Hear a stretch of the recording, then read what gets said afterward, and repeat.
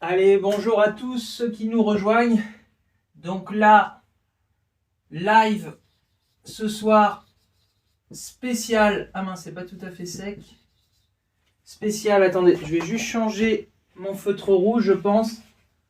Live spécial. Attendez, je vais juste changer le feutre rouge. Bonjour à tous. Donc ce soir, live spécial, première non-spé.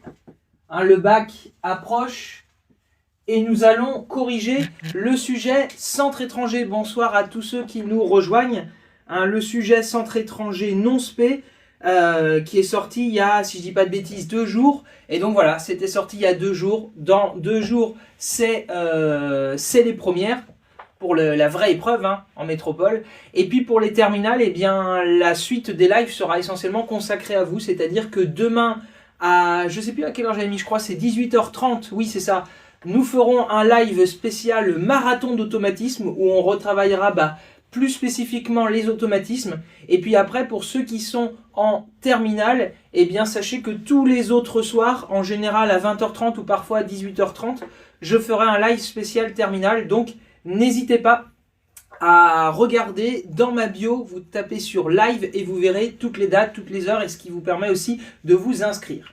Ok, donc on va démarrer d'ici quelques instants ce sujet. Donc comme je le disais, live spécial première non-spé et le sujet sur lequel nous allons travailler, c'est le sujet centre étranger. Alors certains l'appellent, je vois sur les réseaux, le sujet Asie. Je ne sais pas pourquoi est-ce qu'on dit Asie, parce qu'en fait, ceux qui étaient dans les pays du Maghreb passaient aussi ce sujet. Donc voilà, centre étranger me paraît plus juste, même si généralement quand je vois sur les publications, etc., on dit que c'est le sujet Asie. Donc sujet centre étranger. Ok. Allez, j'espère que vous êtes chaud en tout cas pour ce live. Je vois qu'il y en a déjà qui commencent à envoyer des likes, donc ça fait plaisir. On verra si on bat le record des 200 000 likes du live d'avant-hier. Pour le battre, il va falloir quand même y aller, mais pourquoi pas, on ne sait jamais. Allez, donc je propose qu'on démarre, et puis merci à tous ceux qui sont présents dès le début de la session. Donc voilà, je ne vais pas vous faire poireauter longtemps, on va commencer directement. Donc n'hésitez pas, si vous voulez que vos potes soient aussi au courant, si vous aimez bien ce genre de live, là c'est le début, n'hésitez pas à partager, n'hésitez pas à liker. Et puis si ce n'est pas le cas et que ce live vous plaît, n'hésitez pas à vous abonner. Allez, on démarre donc avec la partie automatisme. Et donc là, pour ce sujet, il y avait combien de questions dans la partie automatisme? Il y en avait 12. Alors, c'est assez variable. Dans certains sujets là qui sont sortis récemment, parfois il y avait 8 questions. Parfois, il y en avait... Ah, et je vois qu'il y a TikTok qui n'aime pas, je sais pas ce que je suis en... Enfin, il y a TikTok qui me dit déjà qu'il restreint mes contenus. Alors, pour que je n'ai pas ce problème-là, je vais juste diminuer un petit peu l'opacité du sujet qui est derrière. Ça me prend juste quelques instants et je suis désolé, je sais vraiment pas pourquoi, parce que je pense que c'est plus sympa pour vous quand même que le sujet apparaisse en fond. Mais le problème, c'est que TikTok n'aime pas du tout ça. Donc, pour contrer ça, je mets un petit peu plus de vagues. Donc là, je suis obligé, je vais mettre comme ça. Ce sera un petit peu par transparence. Ça vous permet d'avoir une idée du sujet. Mais voilà, normalement ça me permet de ne pas avoir de soucis. Et juste je clique sur TikTok pour contester la restriction et on démarre tout de suite. Je vous affiche peut-être déjà la première question pour que vous puissiez commencer à répondre dans le chat, voilà, ou en tout cas à vous faire votre propre avis. Mais je suis désolé, je ne peux pas faire beaucoup mieux, mais par contre vous inquiétez pas, je vais écrire les éléments au tableau qui seront importants. Donc là, tac, contestation. Mon live ne contient pas le contenu mentionné. Hop, envoyé. Voilà, en espérant que quelqu'un lira. Et donc, allez, on démarre réellement. Donc, partie automatisme pour la question 1. Qu'est-ce qu'on nous dit? Donc, A. On nous dit qu'on a le nombre 4 moins 2 fois 1 tiers. Et puis, on nous demande à quoi est égal le nombre A. Donc, on comprend ici qu'il faut simplifier l'expression qui est demandée. Je vois que vous êtes plusieurs à répondre la réponse B. Alors, il y a quelqu'un qui dit la C pour l'interrogation. Alors, déjà, le premier piège, c'est de ne pas se rendre compte que la multiplication est prioritaire. Donc, on va faire 2 fois 1 tiers. Bon, si tu ne vois pas que ça fait 2 tiers, souviens-toi que 2, ça fait 2 sur 1. Ce qui te permet donc de dire que ça fait 4 moins, on multiplie les numérateurs ensemble, 2 fois 1, ça fait 2, 3 fois 1, ça fait 3. Pour soustraire là avec le 2 tiers, il faut qu'on écrive 4 sous la forme d'une fraction avec un dénominateur 3. Donc j'écris 4 sur 1. Pour avoir le dénominateur 3, je multiplie par 3 au numérateur et dénominateur. Ça nous fait donc 12 tiers moins 2 tiers, ce qui nous fait donc combien de tiers? Eh bien 12 moins 2, donc 10 tiers. Et donc 10 tiers, c'était effectivement la réponse B. Donc pour ceux qui ont répondu la réponse B, c'était la bonne réponse. Allez, on enchaîne avec la question 2. Donc la question 2, c'est quoi? On nous dit B égale 2 fois 5 au carré plus 3. Et donc, voilà, tu vois, la question c'est à quoi est égal B? Et on voit qu'on doit écrire ça sous la forme d'un entier. Donc en fait, petite question calculatoire ici. Donc bon, je vous laisse quelques instants pour vous faire votre propre avis. Je vois là en regardant à l'instant 53 B. Il y a Christelle effectivement qui sera la modératrice de ce live, ou en tout cas pour le temps où elle sera présente, qui nous dit bonjour en épinglé. Et voilà, je te dis bonjour aussi. Et encore merci à toi. N'hésitez pas à envoyer des likes pour Christelle, qui est une maman d'un ancien élève qui accepte très gentiment de m'aider, puis voilà, de modérer ces lives. Donc merci encore beaucoup à toi. Donc, donc qu'est-ce que ça nous donne? Donc, multiplication prioritaire, 5 fois 5, 25, 25 fois 2, 50, 50 plus 3, 53, hein, je pense. Il n'y a pas grand-chose à dire de plus, hein, si on prend le temps de faire ce calcul, ça me paraît assez difficile de répondre autre chose. Ok, donc voilà. Bon, ça commence assez gentiment. Donc maintenant, question 3. Donc, que nous dit-on dans la question 3? On nous dit 25% de 250 est égal à... Et il faut qu'on choisisse. Donc si jamais le sujet n'est pas très lisible pour toi, voilà, j'aurais écrit de toute façon la consigne. Il faut qu'on dise ce que vaut 25% de 250. Bon, normalement, si tu as bien travaillé, au cours de l'année, tu n'es pas surpris de voir ce genre de questions. Quand on calcule une proportion, on traduit ça par une multiplication. 25%, c'est quoi? C'est 25 sur 100 fois 250. Alors là, j'avoue, je suis en train de traiter cette question de façon un petit peu mécanique, exactement comme on l'aurait fait. Alors oui, effectivement, il y a déjà eu une restriction, Christelle, là, dès que j'ai lancé. Le live a été restreint. Donc bon, on va voir. Et puis là, si je retouche à l'écran, c'est parce que la contestation n'a pas été approuvée. Donc bref, ça me saoule un petit peu. Mais bon, on va faire comme ça. 25 sur 100 fois 250.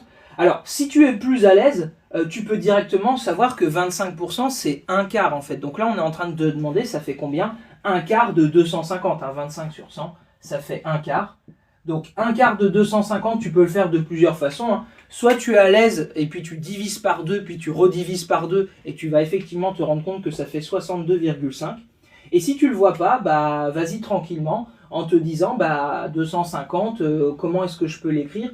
250 c'est 25 fois 10, ok, donc ça fait 25 fois 10 sur 4, et il faudrait qu'on fasse apparaître du 2, donc 10 c'est quoi? C'est 2 fois 5, ok, 2 fois 5, et puis bon c'est vrai que 4, voilà, c'est 2 fois 2, donc finalement le résultat ce sera quoi? Ce sera 25 fois 5 divisé par 2, donc 25 fois 5, 125, 125 divisé par 2. Bon, là j'ai l'impression que j'ai un petit peu tourné en rond finalement en faisant la question comme ceci. Donc un quart de 250, de toute façon, quand tu regardes les propositions, tu vois, un quart de 250, ça peut pas être autre chose que 62,5. Bon, donc voilà, réponse A dans tous les cas. Ok ? Allez, on regarde la question 4, et là, bon, j'étais pas forcément hyper éloquent pour la question 3, mais c'est parce qu'en fait, si on nous avait demandé de calculer, je sais pas moi, 17% de 144, il aurait fallu détailler un peu plus les calculs. À 25% de 250, la réponse était quand même assez immédiate, surtout vu les propositions qui étaient faites dans le sujet. Hein. Ok. Donc, question 4, que nous dit-on? Un article coûtant 300 € subit une baisse de 15%. Donc j'écris, un article qui coûte 300 €, il y a une baisse de 15%. Ok. Pour obtenir le prix de cet article après la baisse, quel calcul doit-on faire? Et tu vois, on te propose 4 calculs. 300 moins 0,15, 300 fois 1,15, 300 fois 0,85, 300 fois 0,15. Alors dans le chat, je vois effectivement qu'il y en a qui proposent déjà des réponses. Et donc après, de toute façon, la clé ici, c'est de savoir comment est-ce qu'on traduit une baisse de 15%. Et tu dois savoir que baisser un nombre de 15% revient à le multiplier par 1 moins 15 sur 100. Ok ? Donc, et donc toute la clé, c'est de savoir ça fait quoi 1 moins 15 sur 100 ? Bah, ça fait 1 moins 0,15, c'est-à-dire 0,85. Donc en fait, le calcul à réaliser, c'est 300 fois 0,85. Et la bonne réponse, c'est donc 300 fois 0,85. Il y en a qui demandent quel est le sujet, je l'ai écrit juste en haut. Hein. Sujet centre étranger pour les premières non-spé, donc sujet le plus récent dont on dispose pour les premières non-spé. Ok, donc là voilà, on vient de dire, donc la réponse c'était effectivement la réponse B1. Attention à ne pas confondre avec 300 fois 1,15 s'il y en avait une hausse de 15%, parce que là je vois certains qui écrivent la réponse C. Si jamais il y a des questions, surtout n'hésitez pas. Question 5, donc question avec un petit graphique. Donc on nous dit quoi? Dans un repère du plan, on a représenté la droite AB, donc la droite AB ici. L'équation réduite de la droite AB est, et il faut qu'on dise, quelle est l'équation réduite de la droite. Alors quelqu'un qui dit qu'il n'a pas compris. Donc là vraiment, quand on diminue de 15%, c'est vraiment un résultat qui est ultra essentiel. Tu l'as forcément déjà entendu dans l'année. Diminuer de 15%, c'est... Donc réfléchissez les autres à la question suivante pendant ce temps-là. Okay, et la question 5, c'est normal qu'elle n'ait pas encore comprise. Peut-être je ne l'ai pas expliqué. Okay, je ne l'ai pas encore faite, là je suis à la 4. Donc diminuer de 15%, enfin diminuer de P% de façon générale, c'est la même chose que de multiplier par 1 moins P sur 100. Ça vraiment à connaître sur le bout des doigts. Donc là, diminuer de 15%, c'est multiplier par 1 moins 15 sur 100, c'est-à-dire 1 moins 0,15. Et donc, voilà, hein, 100 moins 15, ça fait 85, donc ça fait 85 centièmes, 0,85. Ok. Ensuite, donc, question 5. Justement, on y vient. Donc, que nous dit-on? On nous dit dans un repère du plan, on a représenté la droite AB. Et on nous demande quelle est l'équation réduite de la droite AB. Eh bien, alors, j'ai pas bien vu vos propositions.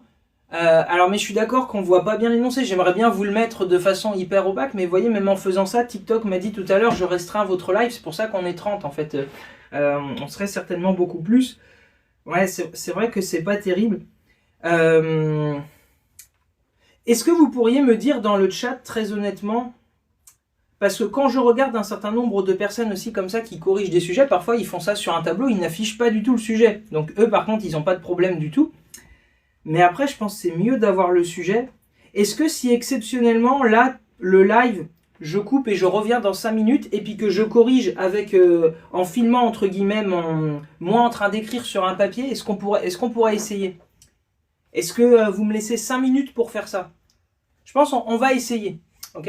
Et je suis désolé parce que, alors, effectivement, sinon, là, c'est vrai que malheureusement, j'aimerais que ça puisse bénéficier au plus grand nombre. Et là, c'est un peu frustrant de voir que voilà, je suis bloqué par un outil. Quoique, là, je vois que la contestation a été retirée. La prochaine fois que je suis restreint, je coupe et je passe en papier. Ok. Ok, donc allons-y. Allez, je joue un peu le fou et j'essaye de diminuer un peu l'opacité par contre pour que vous voyez bien. Ok, je prends juste 20 secondes pour faire ça. Et par contre, à la prochaine restriction, je passe en papier. Donc là, hop, je diminue l'opacité. Vous voyez, hein, je pourrais mettre comme ça. J'aimerais mettre comme ça. J'aimerais tellement mettre comme ça. Allez, je vais mettre comme ça. Ok. Alors, qu'est-ce qu'on nous dit? Donc, il faut dire quelle est l'équation réduite de la droite AB. Donc, quand tu as une équation de droite, je te rappelle, là, je vais écrire directement sur le sujet. Donc, regarde ce qui se passe en bas. Une équation de droite, c'est toujours de la forme y égale ax plus b. Enfin, quand on a écrit une équation de droite sous cette forme, on dit qu'elle est réduite. Tu sais que a, c'est le coefficient directeur, et b, c'est l'ordonnée à l'origine. Donc là, pour la droite qui est représentée, on voit que son ordonnée à l'origine, c'est 2, donc son b doit valoir 2. Donc ça veut dire que ça élimine celle-ci où il y avait un 4, et ça élimine rien d'autre. Okay, donc tout va jouer en fait sur le coefficient directeur. Et comment trouver le coefficient directeur d'une droite? Eh bien, en fait, tu prends 2 points de la droite, donc en l'occurrence ici le point A et B, et tu fais le déplacement horizontal et le déplacement vertical pour aller de A à B. Ok, tu décomposes, entre guillemets, le déplacement en vertical et horizontal. Alors, de combien d'unités je me suis déplacé horizontalement? Je suis allé de 0 à 4, donc je me suis déplacé de 4. Et verticalement, je me suis déplacé de combien d'unités? 2. Mais attention, hors de question d'écrire 2, parce que si je mets 2, ça voudrait dire qu'on serait allé de 2 unités vers le haut. Donc là, il faut bien que tu mettes moins 2. Et le coefficient directeur, c'est toujours le déplacement vertical sur le déplacement horizontal de ce qui correspond là à la petite représentation graphique que je viens de faire. Ah mince, là, c'était écrit sur la droite, vous ne le voyez pas ce que j'ai écrit. Alors j'ai écrit en haut à gauche, le coefficient directeur, bon c'est un peu moche, c'est vertical sur horizontal. Et ici on a dit, le déplacement vertical c'est moins 2, et le déplacement horizontal c'est 4.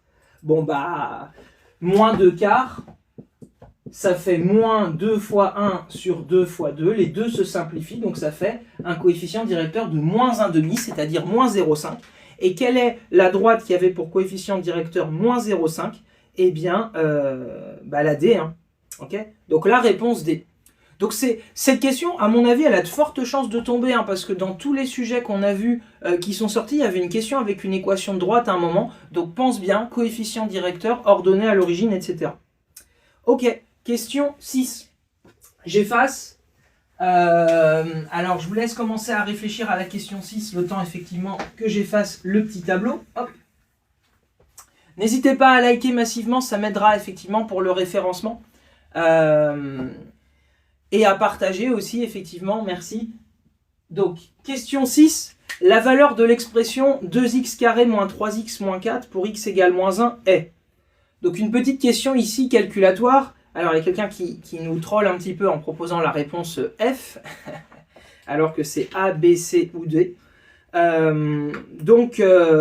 remplacer x par moins 1. Donc, quel est le calcul à réaliser? Ça va faire 2 fois moins 1 au carré, moins 3 fois moins 1, moins 4. Okay, donc, attention à bien mettre les parenthèses. Hein, là, le carré est à l'extérieur de la parenthèse. Pourquoi? Parce que c'est 2x au carré, c'est x au carré. Le carré doit s'appliquer au nombre x, mais x on le remplace par moins 1, donc moins 1 est à mettre au carré.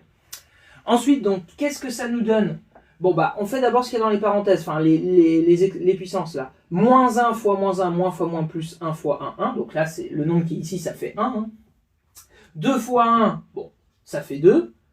Moins 3 fois moins 1, moins fois moins plus 3 fois 1, 3. Donc finalement, le calcul, c'est ni plus ni moins que 2 plus 3 moins 4. 2 plus 3, 5. 5 moins 4, 1. Voilà. Donc voilà pour la réponse à cette question. Alors bon, pour la question 5, après, c'est vrai que j'ai passé pas mal de temps. C'est pas grave si c'est pas tout à fait compris. J'espère en tout cas que pour l'essentiel d'entre vous, ça a été bon. J'y reviendrai peut-être à la fin si j'ai le temps, mais j'aimerais quand même faire l'essentiel du sujet. Donc là, voilà, hein, donc réponse D, hein, ça fait 1. Ok?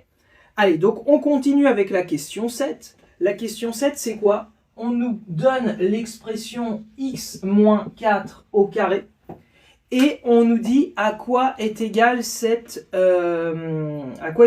expression. Donc là, vu les différentes propositions, en fait, c'est quand même pour nous mettre le doigt sur le fait que là, il va falloir utiliser une identité remarquable. Ceux qui demandent le sujet, hein, n'hésitez pas à lire ce qui est écrit ici. Hein. Première générale non spé.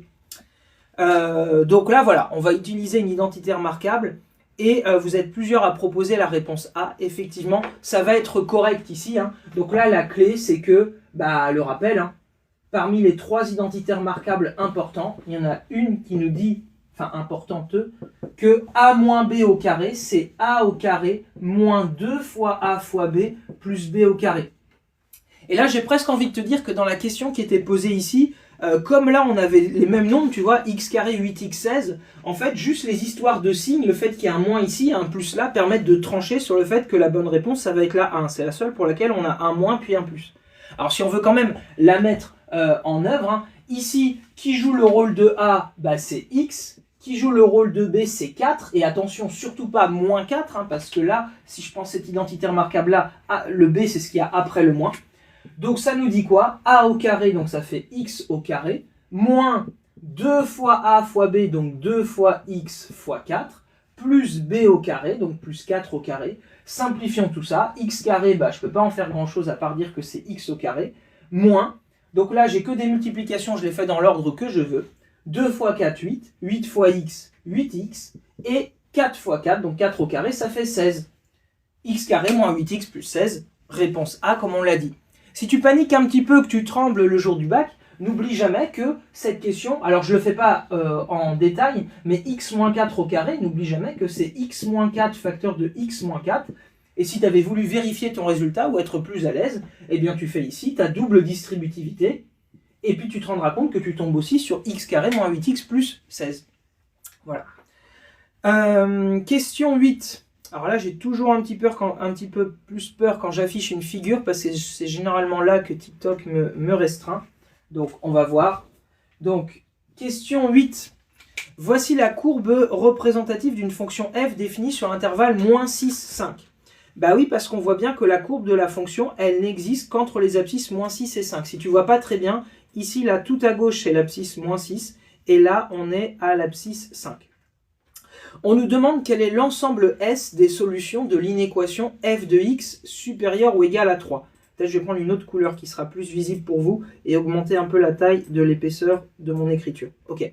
Alors là, je suis curieux de savoir ce que vous allez répondre parce que ce genre de question peut faire un petit peu peur. Alors bon, c'est pas grave si j'affiche pas la réponse. Enfin, quoique, si j'affiche comme ça, il y a tout ce qu'il faut pour réfléchir. J'allais dire, c'est pas grave si on voit pas la proposition D.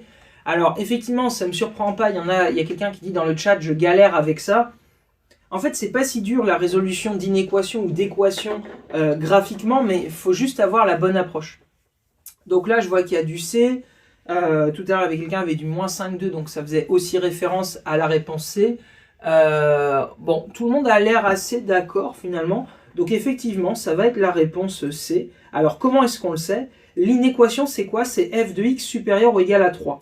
Donc supérieur ou égal, ça va faire référence à au-dessus. C'est-à-dire, la première chose que tu dois faire quand tu résous l'équation f de x supérieur ou égal à 3, eh bien tu commences par tracer la petite droite horizontale ici, qui passe par la valeur qui nous intéresse. Ici, en l'occurrence, 3. Okay, ça va être, entre guillemets, notre seuil. Et nous, ce qu'on veut résoudre, c'est f de x supérieur ou égal à 3. Donc on s'intéresse à la partie de la courbe, enfin aux parties de la courbe, parce qu'il peut y en avoir plusieurs, où la courbe de la fonction est au-dessus ou éventuellement sur cette droite, tu vois, qui est horizontale, qui passe par tous les points d'ordonnée 3. Donc, quelle est la partie de la courbe intéressante ici? Eh bien, c'est la partie qui est là. Ok? Donc voilà, retiens f de x supérieur ou égal à 3, tu regardes toute la partie de la courbe qui est au-dessus de cette droite horizontale qui passe par tous les points d'ordonnée 3. Et les solutions, tu le dis sur l'axe des abscisses, hein, parce qu'on cherche tous les x qui font qu'on a ça qui est vrai. Et là, bah, ça veut dire que les solutions, c'est toute la plage de nombres qui s'étend entre moins 5 et moins 2. Et quand on veut donner comme ça une infinité de nombres, une plage de nombres, on en parle d'intervalle hein, plutôt que de plage de nombres en maths, on utilise des crochets. Et donc bah là, la solution, c'est tous les nombres entre moins 5 et moins 2 inclus. Et mathématiquement, ça se note moins 5, point virgule, moins 2 entre crochets. Ok? Donc voilà.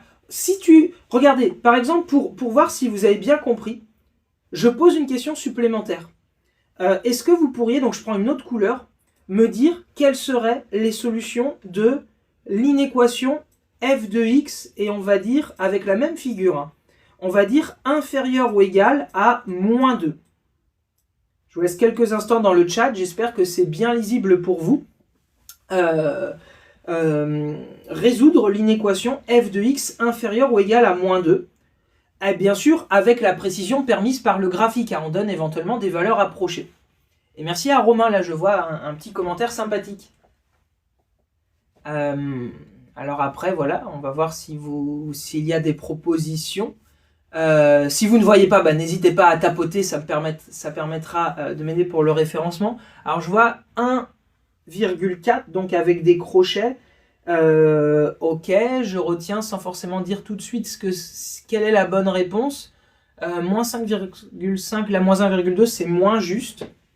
Alors, 1 et 4, je pense que vous avez la bonne idée. Attention après la précision, mais après vous ne voyez pas forcément le graphique aussi bien que moi. Donc si je veux résoudre l'inéquation f de x inférieur ou égal à moins 2, je commence par tracer, soit sur mon graphique, soit dans ma tête, hein, en image mentale, la droite horizontale qui passe par tous les points qui ont pour ordonnée moins 2. Notre inéquation, c'est f de x inférieur ou égal à moins 2. Donc, je regarde toute la partie de la courbe qui est en dessous de ce seuil, inférieur ou égal. Donc, la partie de la courbe qui nous intéresse, c'est celle-ci. Et les solutions, je les lis en abscisse. Donc là, on n'était pas tout à fait à 1, on était un petit peu après. On va dire que là, on est à 1,2, 1,3, hein, je vous ai dit, c'est une représentation graphique. Et là, quand on remonte, on est un peu après 4, donc je sais pas, on est à 4,2.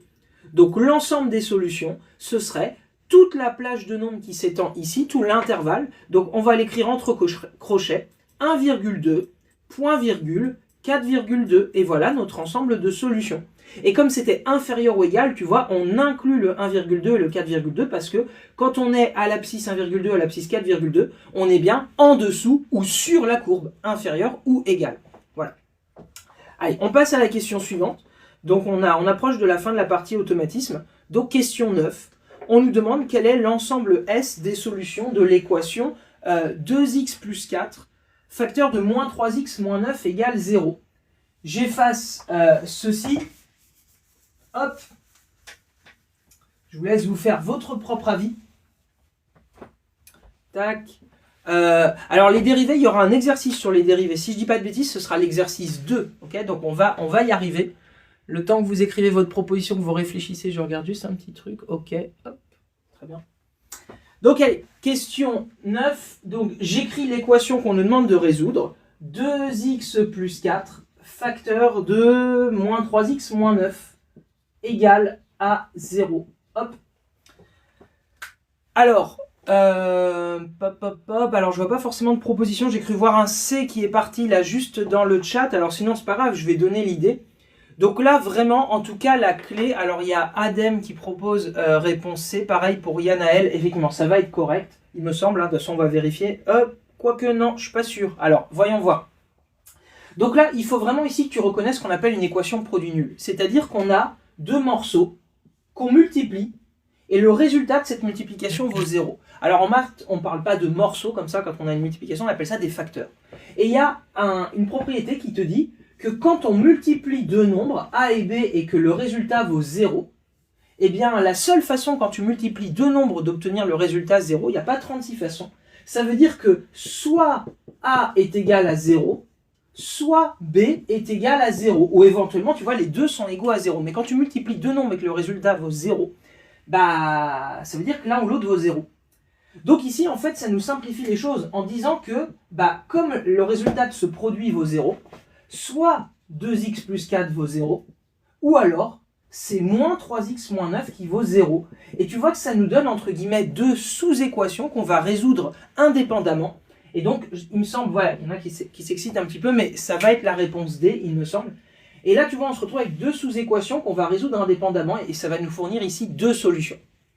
Alors, allons-y. Hein. Là, pour me débarrasser du plus 4, je fais moins 4. Donc, ça me donne 2x égale moins 4.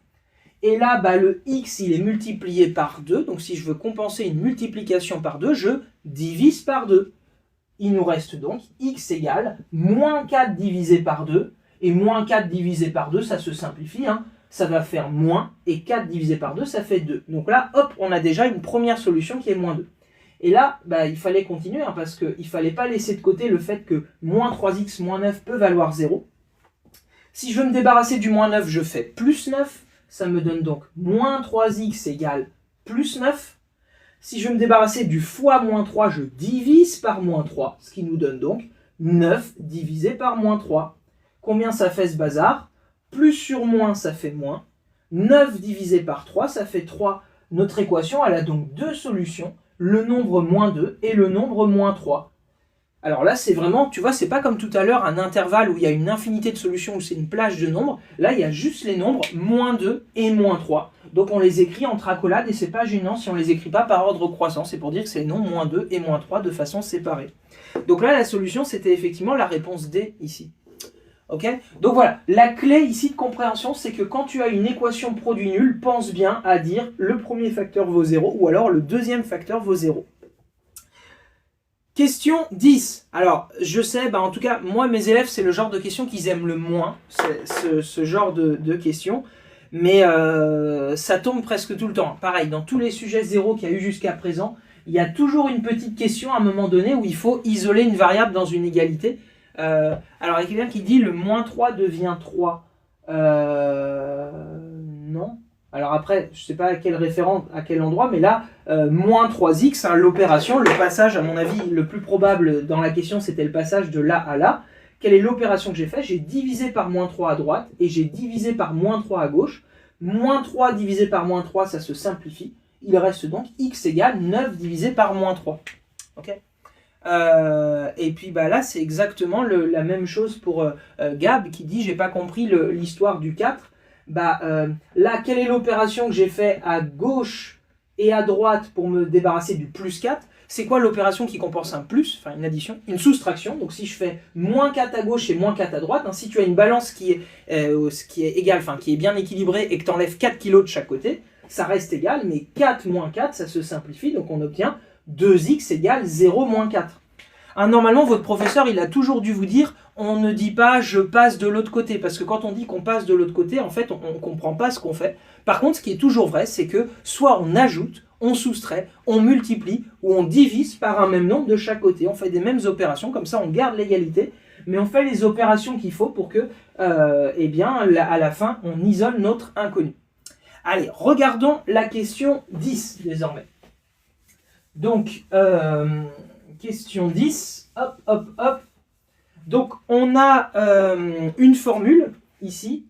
La formule en question, c'est f égale g fois m1 fois m2 divisé par r au carré.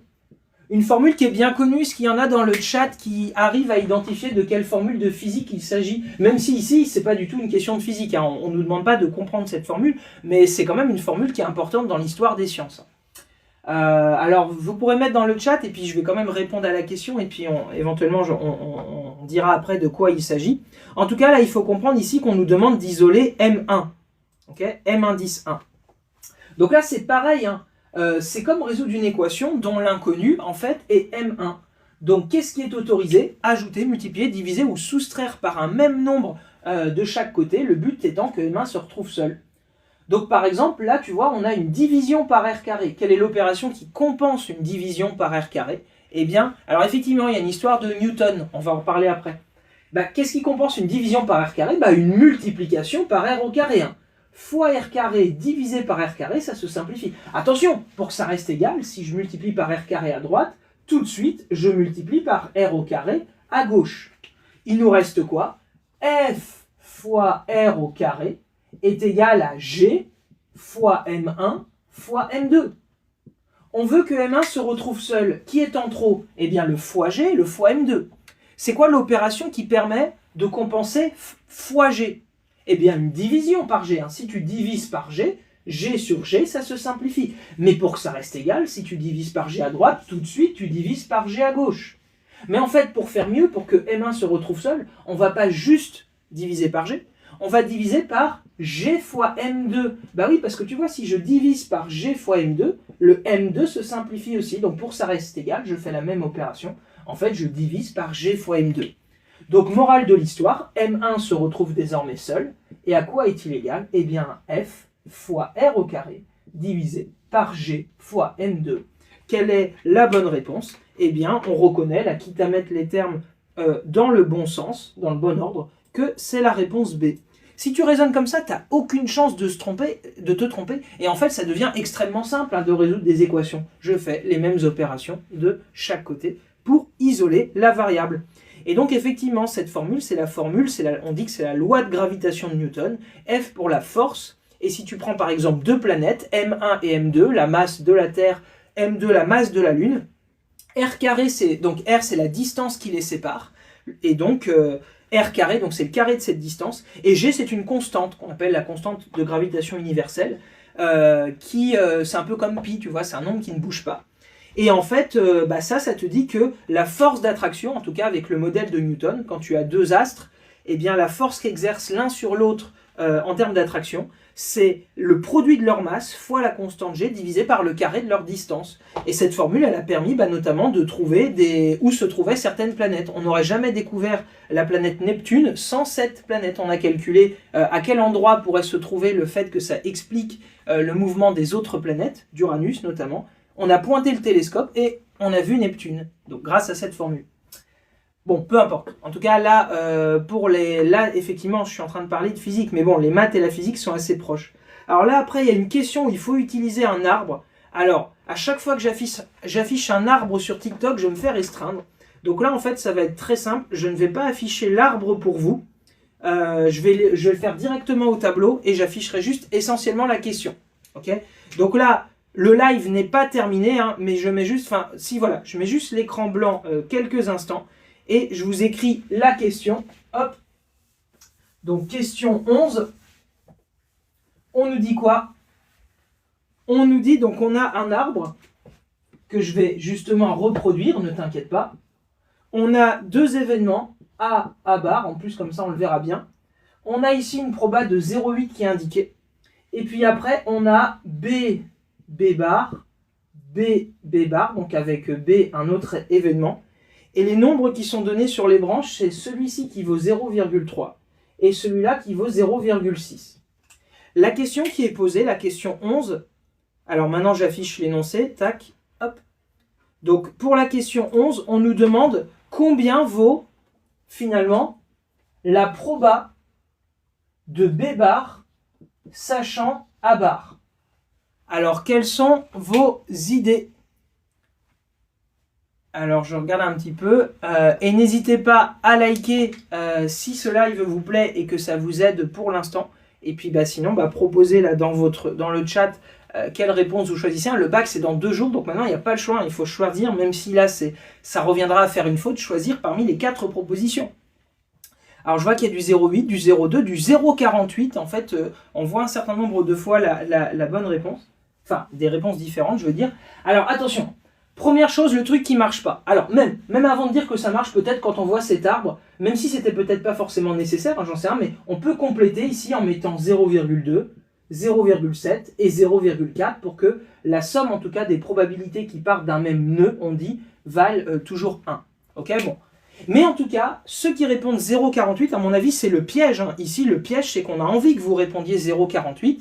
Vous n'êtes pas en train de calculer la proba de B bar sachant A bar. Vous êtes en train de calculer la proba de A bar inter B, c'est-à-dire la proba qui réalise à la fois A bar et B, c'est-à-dire la proba de l'événement qui est associé à ce chemin. Vous êtes en train de dire ça fait 0,8 fois 0,4, et 0,8 fois 0,4, ça va faire 0,32. Pourquoi ? Parce que 8 fois 4, ça fait 32, et on décale la virgule de 2 rangs vers la gauche. Donc, j'ai dit une bêtise, en fait... je comprends pas pourquoi est-ce qu'on pourrait répondre... Ah pardon, excusez-moi, j'ai mal lu. C'est la proba de B bar sachant A bar, donc effectivement, parce que je me disais, le piège, c'était bizarre que vous répondiez 0,48. Oui, parce que là, c'est 0,8 fois 0,6 si on veut calculer. Vous voyez, j'ai écrit B, j'avais mal revu l'énoncé. Là, si on calcule la proba de A bar inter B bar, ça fait 0,8 fois 0,6. 6 fois 8, 48, et si on décale la virgule de 2 rangs vers la gauche, ça fait 0,48. Mais malheureusement, c'est pas la proba qu'on nous demande. Donc attention, la réponse n'est pas 0,48, sauf si on t'avait demandé de calculer la proba de A bar inter B bar. Donc là, la réponse, en fait, elle est directement dans l'arbre. C'est quoi la proba de B bar sachant A bar? Eh bien, sachant qu'on est en A bar, donc sachant qu'on est ici, quelle est la proba que l'événement B bar se réalise? 0,6. Donc le nombre qui est là, c'est exactement la réponse qui nous intéresse. Aucun calcul à réaliser ici. La bonne réponse, c'est la réponse D. Alors pour voir si tu as bien compris, regarde la question qui suivait, la question 12, elle est vraiment du même tonneau, c'est même assez surprenant. Je ne comprends pas forcément les concepteurs du sujet qui ont reposé une question vraiment du même style à la suite. Là, on nous demande cette fois-ci, c'est quoi la proba de B bar, sachant que l'événement A est réalisé? Alors, il y a quelqu'un qui demande le live à quelle heure il va s'arrêter. Alors, je sais pas, moi, dans tous les cas, à 19h30, je devrais être parti. Donc, on va voir, on va corriger le sujet, je vais répondre à vos questions. Là, pour l'instant, on est en train de le faire, donc on verra quand ça se termine. Les propositions, je vois qu'il y a pas mal de 0,7. Alors, voyons voir. La proba, sachant que A est réalisé. Donc, sachant que A est réalisé, ça veut dire qu'on est ici. Quelle est la proba que l'événement B bar se réalise? Eh bien, sachant qu'on est là, la proba que B bar se réalise, c'est 0,7. Et donc vraiment, entre guillemets, la difficulté, c'était qu'ici, il n'y en avait pas. C'est qu'il fallait comprendre que la probabilité qui nous intéresse, elle est directement lisible dans l'arbre, mais à cet endroit-là. Donc réponse 0,7. Ok, donc ne te fais pas avoir quand tu as un arbre, ne pas confondre la proba d'une intersection avec une probabilité conditionnelle. Voilà. Pourquoi est-ce qu'on n'a pas multiplié? C'est ce que j'étais en train d'expliquer, c'est parce qu'on ne nous demande pas la proba de B bar inter A, on nous demande la proba, sachant qu'on est en A, d'aller en B bar, 0,7. Ok. Donc voilà, donc on va continuer là-dessus, donc ça termine la partie automatisme, et maintenant on va pouvoir passer à la partie, l'exercice 1, et puis à la deuxième partie maintenant, donc la partie hors automatisme. Et donc, avant qu'on démarre, donc le temps que j'efface, je mets le petit jingle. Pour ceux qui ont l'habitude de suivre les lives, vous connaissez donc le petit jingle. On fait vraiment mass like, on partage, on devient fou. Enfin bref, on rend le live vivant du point de vue des petits paramètres. Bon, je sais pas pourquoi, même moi je dis n'importe quoi. Donc allez, petit jingle et on enchaîne avec l'exercice 1.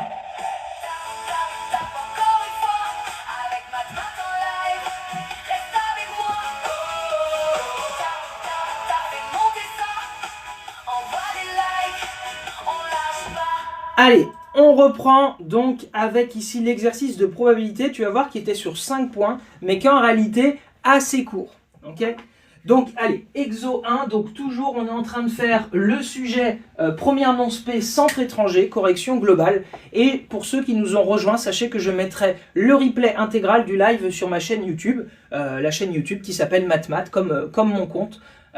Et qui est accessible en lien depuis ma bio. Donc voilà, je réponds Flo à ta question en même temps que tu la poses. Donc en tout cas, pour l'exercice 1, que nous dit-on? On nous dit une compagnie aérienne mène une enquête de satisfaction auprès de ses clients. Okay. Les deux questions posées lors de cette enquête sont les suivantes. Donc il y a une compagnie aérienne qui pose deux questions à un échantillon de clients. Première question, avez-vous acheté votre billet d'avion en agence de voyage ou par internet? Ok. Êtes-vous satisfait des services proposés par notre compagnie? Tous les résultats sont donnés dans le tableau qui est indiqué ici. Donc, soit les clients ont acheté par Internet, soit ils ont acheté en agence, soit ils sont satisfaits des services, soit ils ne le sont pas. Et puis, on a les colonnes avec les valeurs du total pour les différentes lignes et colonnes. C'est un exercice de probabilité, donc quelle est l'expérience aléatoire? On choisit au hasard un client qui a répondu aux deux questions. Donc dans ceux qui ont fait ce questionnaire, on choisit un client au hasard. Exercice de proba, donc on nous donne des événements. L'événement S, je l'écris pour qu'on laisse sous les yeux après. S, c'est le client est satisfait. S comme satisfait.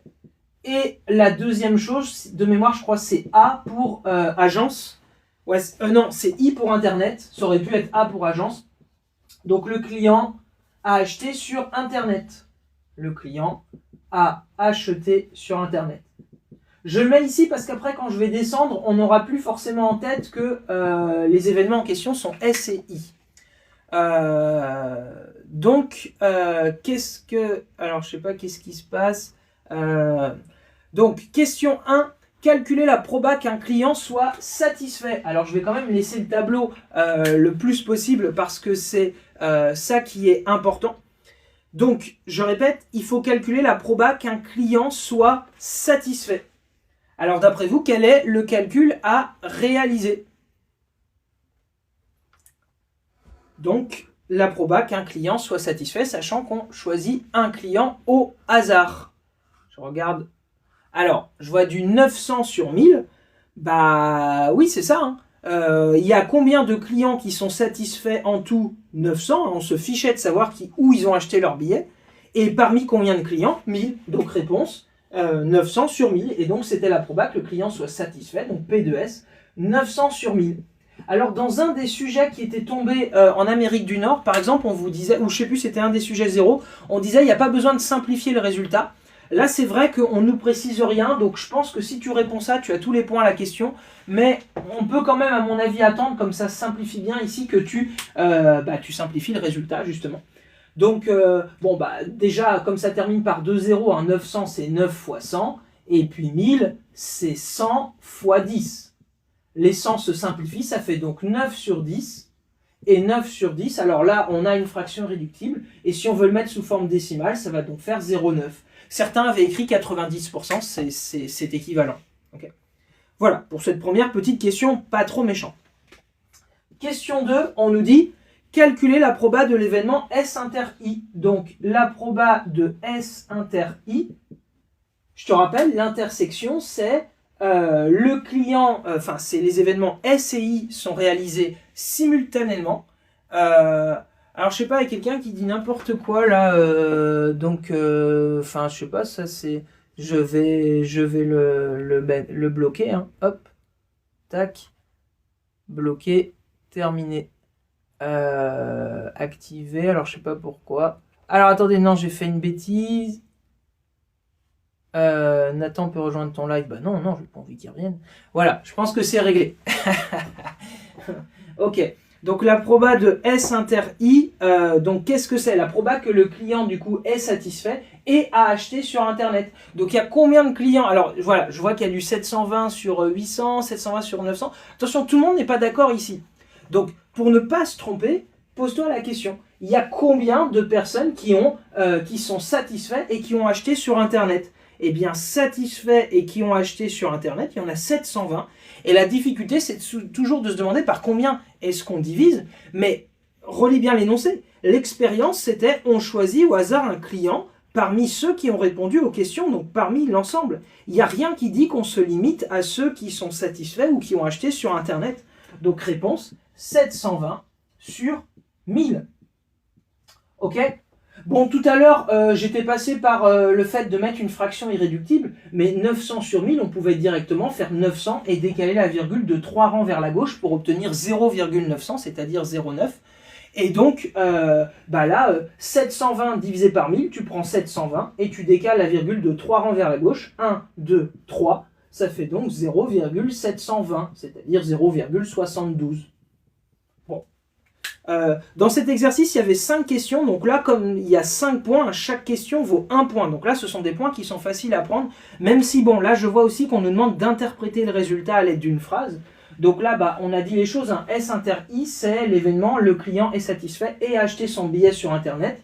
La proba qu'on trouve, c'est 0,72, donc c'est-à-dire 72%. Donc on peut dire, allez, je fais une phrase abrégée pour pas perdre trop de temps en écrivant.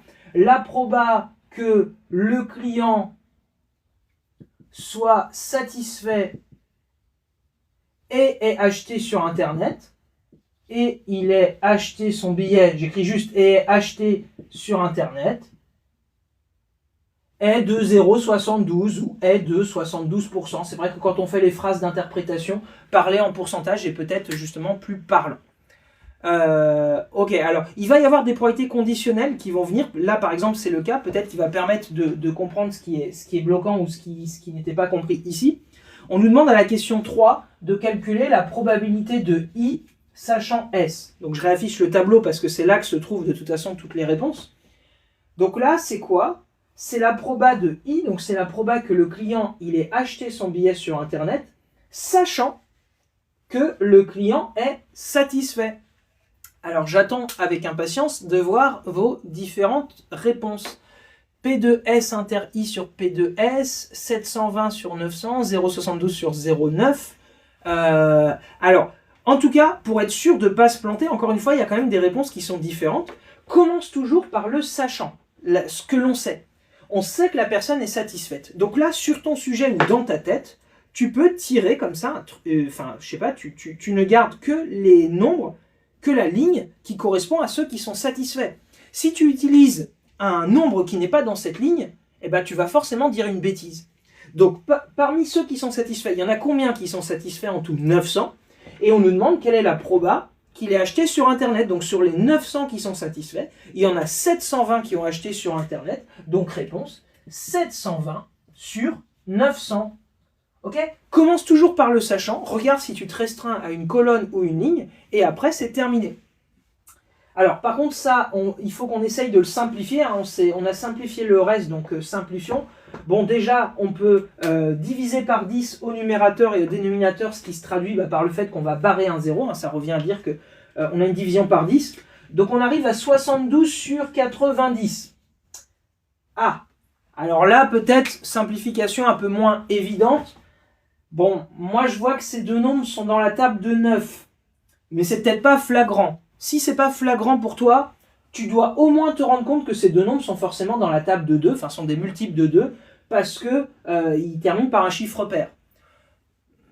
Encore mieux, tu peux te rendre compte que ces deux nombres sont dans la table de 3. Pourquoi? Parce que la somme des chiffres de 7 et 2, ça fait 9 qui est dans la table de 3, et puis bah pareil pour 90. Donc ça veut dire que forcément ce nombre il va être dans la table d'un multiple de 2 fois 3. Donc bref, en simplifiant petit à petit, tu vas te rendre compte qu'à un moment donné, il y a une simplification par 9 ici en l'occurrence. Enfin même mieux, on va pouvoir faire mieux, mais en tout cas par 9, parce que 72 c'est 9 fois 8, et 90 c'est 9 fois 10. Mais tu vois, en réalité, ces deux nombres, ils sont dans la table de 18 en réalité, parce qu'il y a encore une simplification qui se fait, mais c'est pas grave si on les voit pas toutes d'un coup. 8 sur 10, ça se simplifie, parce que 8, c'est 4 fois 2. Et 10, c'est 5 fois 2. Donc ça fait 4 cinquièmes. Alors 4 cinquièmes, c'est vrai que si on avait voulu le voir sous forme décimale, on pouvait l'avoir tout de suite. 8 sur 10 divisé par 10, c'est décaler la virgule d'un rang vers la gauche au nombre 8. Donc en tout cas, on arrive sur 0,8. Donc attention, c'est vrai que peut-être, à mon avis, tu aurais pu être un petit peu déstabilisé par le 720 sur 900, mais là, ça se faisait bien. Okay, est-ce qu'on pouvait utiliser les résultats 1 et 2? Effectivement, bien sûr, parce que vous avez un résultat de cours qui vous dit que la proba de B sachant A, c'est la proba de A inter B divisé par la proba de A. C'est-à-dire que quand on veut calculer une probabilité conditionnelle, on peut toujours dire que c'est la proba de l'intersection des deux événements qui interviennent, A inter B ou B inter A, c'est pareil. Et par contre, il ne faut pas se planter, on divise toujours par l'événement sur lequel on met la condition. Retiens bien, en moyen mémotechnique, on divise par l'événement qui apparaît en petit, en bas. Okay, donc c'est celui qu'on met en bas, enfin sous la barre de fraction. Et donc effectivement, on aurait pu dire ici que ça faisait P de S inter I, c'est-à-dire 0,72, divisé par P de S, 0,9, et on serait arrivé au même résultat. Voilà. Ensuite, on a presque fini cet exercice, donc questions 4 et 5 qu'il nous reste. Je vais effacer ça pour avoir la place de faire la question 4. Hop. Donc, hop, hop, hop. Question 4, on nous dit, alors c'est la plus dure de cet exercice, entre guillemets, les deux événements I et S sont-ils indépendants? Et il faut justifier la réponse. Alors, il y en a qui disent oui, indépendants.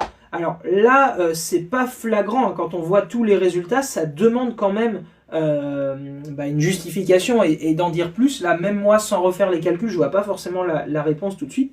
En tout cas, le rappel ici, vraiment ce qu'il faut que tu aies en tête, c'est que quand tu as deux événements A et B, est-ce que vous pouvez me dire dans le chat, ça veut dire quoi que A et B sont indépendants? Une propriété calculatoire.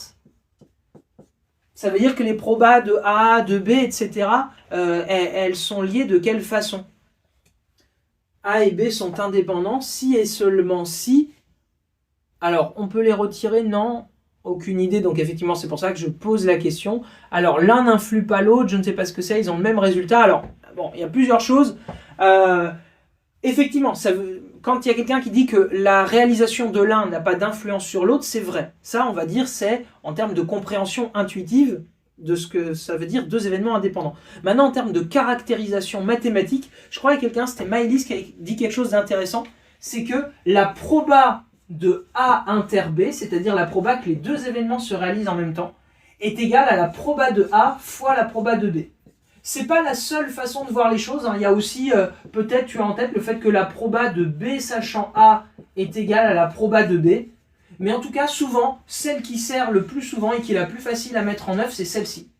Okay, donc là, ce qu'on va chercher à voir, puisqu'on nous demande est-ce que les événements I et S sont indépendants, la question qu'on se pose, c'est, donc là peut-être j'écris au brouillon, est-ce que la proba de S inter I est égale à la proba de S fois la proba de I?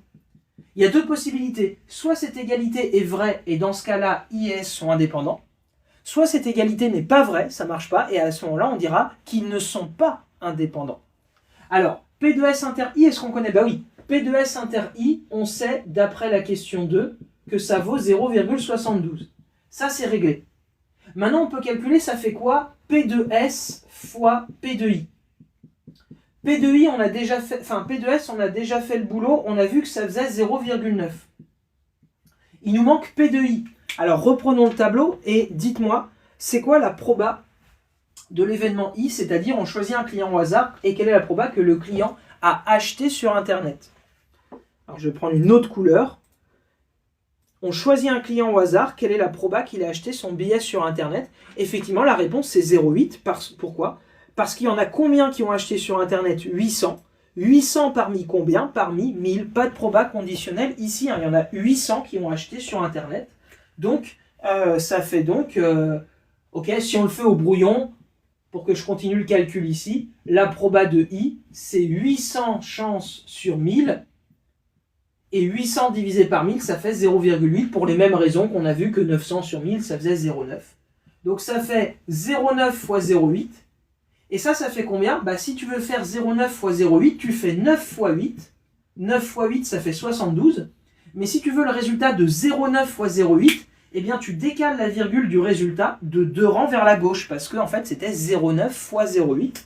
Et si je décale la virgule de 72 de 2 rangs vers la gauche, 1, 2, ça fait donc 0,72. Et là, bingo, qu'est-ce qu'on observe? On observe que la proba de S inter I, c'est la même que la proba de P de S fois P de I, parce que les deux font 0,72. Donc cette égalité est vraie. Et si cette égalité est vraie, ça veut dire que les événements en question sont indépendants. On peut donc dire ici, donc, S et I sont indépendants. Si on avait eu une toute petite différence, si on avait eu 0,72 pour l'un et 0,73 pour l'autre, même si c'est proche, on aurait dit que les événements ne sont pas indépendants. Ok, donc attention à ça. Il y en a qui disent, est-ce que non-spé c'est la même chose que techno? Pas tout à fait, mais presque. Okay, il n'y a pas des très grosses différences. En tout cas, cet exercice, les technos peuvent tout faire, sauf la question d'indépendance. La question 4, ça les technos, vous ne l'auriez pas eu. Allez, il nous reste la question 5. Donc la question 5, c'est quoi? On nous dit, le service marketing de la compagnie aérienne affirme que 90% des clients qui ont acheté leur billet en agence sont satisfaits. Est-ce le cas? C'est la partie en bleu que j'ai mis qui est la plus importante. Est-ce que c'est vrai de dire que 90% des clients qui ont acheté leur billet en agence sont satisfaits? Alors là, prenons les choses dans le bon sens. On nous demande une probabilité, il faut qu'on montre que cette probabilité est égale à 90%. Et c'est quoi la proba? C'est, on sait que quelqu'un a acheté son billet en agence, quelles sont les chances qu'il soit satisfait? Parce que tu vois, il faut réussir à lire dans cette phrase 90% des clients qui ont acheté leur billet en agence, donc on s'intéresse essentiellement à ceux qui ont acheté leur billet en agence. Donc on sait qu'il a acheté son billet en agence, donc ça veut dire qu'il ne l'a pas acheté sur Internet, donc c'est la proba sachant le contraire de l'acheter sur Internet, donc P de I bar, et sachant qu'il a acheté sur Internet, quelle est la probabilité qu'il soit satisfait? Donc là, vraiment, la première chose à comprendre, c'est qu'ici, on nous demande de calculer la proba de S sachant I bar. Et puis, on va regarder si ce nombre, il est égal à 90% comme demandé. Alors, voilà les nombres. Alors, mon tableau, il commence à y avoir pas mal d'informations dessus. Donc là, on sait que le client, il a acheté son billet en agence. Donc, on se limite aux éléments qui sont dans la colonne agence. Je ne peux prendre que des nombres qui sont dedans. Et parmi les 200 qui ont acheté leur billet en agence, on s'intéresse à ceux qui ont été satisfaits. Il y en a combien qui sont satisfaits? 180. Donc parmi les 200 qui ont acheté en agence, il y en a 180 qui sont satisfaits. Donc la proba de S sachant I bar, c'est 180 sur 200. Regardons combien ça fait. Bon, si on divise par 10 au numérateur et au dénominateur, ça revient à barrer un 0. 18 et 20 sont tous les deux dans la table de 2. 18, c'est 2 fois 9. Et 20, c'est 2 fois 10. Les deux se simplifient. Ça fait donc 9 sur 10. Et 9 sur 10 en décimale, ça fait 0,9. C'est-à-dire 90%, parce que ça fait 0,90. Donc, à la question qui était posée, est-ce que c'est vrai de dire qu'il y a 90% des clients qui ont acheté leur billet en agence et qui sont satisfaits? Eh bien oui, parce que la proba de S, sachant I bar, est égale à 90%. Voilà pour cette réponse. Ok? Est-ce qu'il y a des questions là-dessus, avant qu'on passe à l'exercice d'après? Une question, si A et B sont indépendants, est-ce que leurs contraires le sont aussi? Oui, il y a une propriété dans votre cours qui vous dit que si A et B sont indépendants, alors A bar et B bar seront indépendants aussi. Et d'ailleurs, si A et B sont indépendants, c'est vrai aussi que A bar et B sont indépendants. Donc à partir du moment où A et B sont indépendants, eh bien toutes les combinaisons possibles faisant intervenir leurs contraires le sont aussi. C'est assez rare qu'on ait besoin de dire que quand A et B sont indépendants, on va montrer que leurs contraires respectifs sont indépendants. Mais si ça peut simplifier les calculs, c'est une possibilité qu'on peut garder. Ok, comment on calcule sans calculatrice? Bah voilà, normalement c'est une compétence à laquelle votre professeur a dû vous y préparer un petit peu toute l'année. C'est-à-dire que voilà, 0,9 x 0,8, c'est vrai que mes élèves de terminale, ils auraient tendance à se jeter sur leur calculatrice pour faire ça. Là, ceux de première, bah, dès les premières semaines, on a dit bah 8 x 9, ça fait 72. On décale la virgule de 2 rangs vers la gauche, ça fait 0,72 et finalement, ça se fait plutôt bien. Allez, donc je veux qu'on passe à l'exercice d'après qui est sur les fonctions. Et je sais que les fonctions en général... Alors il y a quelqu'un qui demande depuis tout à l'heure si on peut faire les équations qui sont égales à 0. Alors ça, c'est pas forcément un chapitre à part entière. Même si là, à un moment donné, dans la question 3, on va devoir à un moment donné résoudre une équation qui est égale à 0. Donc j'espère que cette question-là pourra satisfaire ta réponse. Allez, le temps que j'efface, petit jingle et on reprend. Donc allez, on n'hésite pas à tapoter un max. Je vois qu'on est à 20 000 likes, on essaye d'atteindre, allez, peut-être les 25 000 pour qu'on puisse démarrer cet exercice. Et merci à vous en tout cas pour ceux, je vois parfois qu'il y a des partages, des follow, etc., des likes.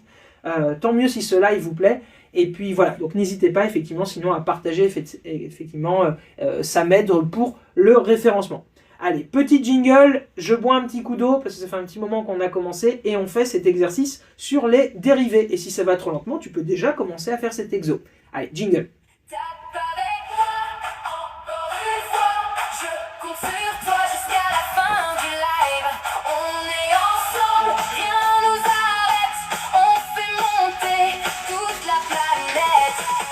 Allez, tapote, tapote, tapote.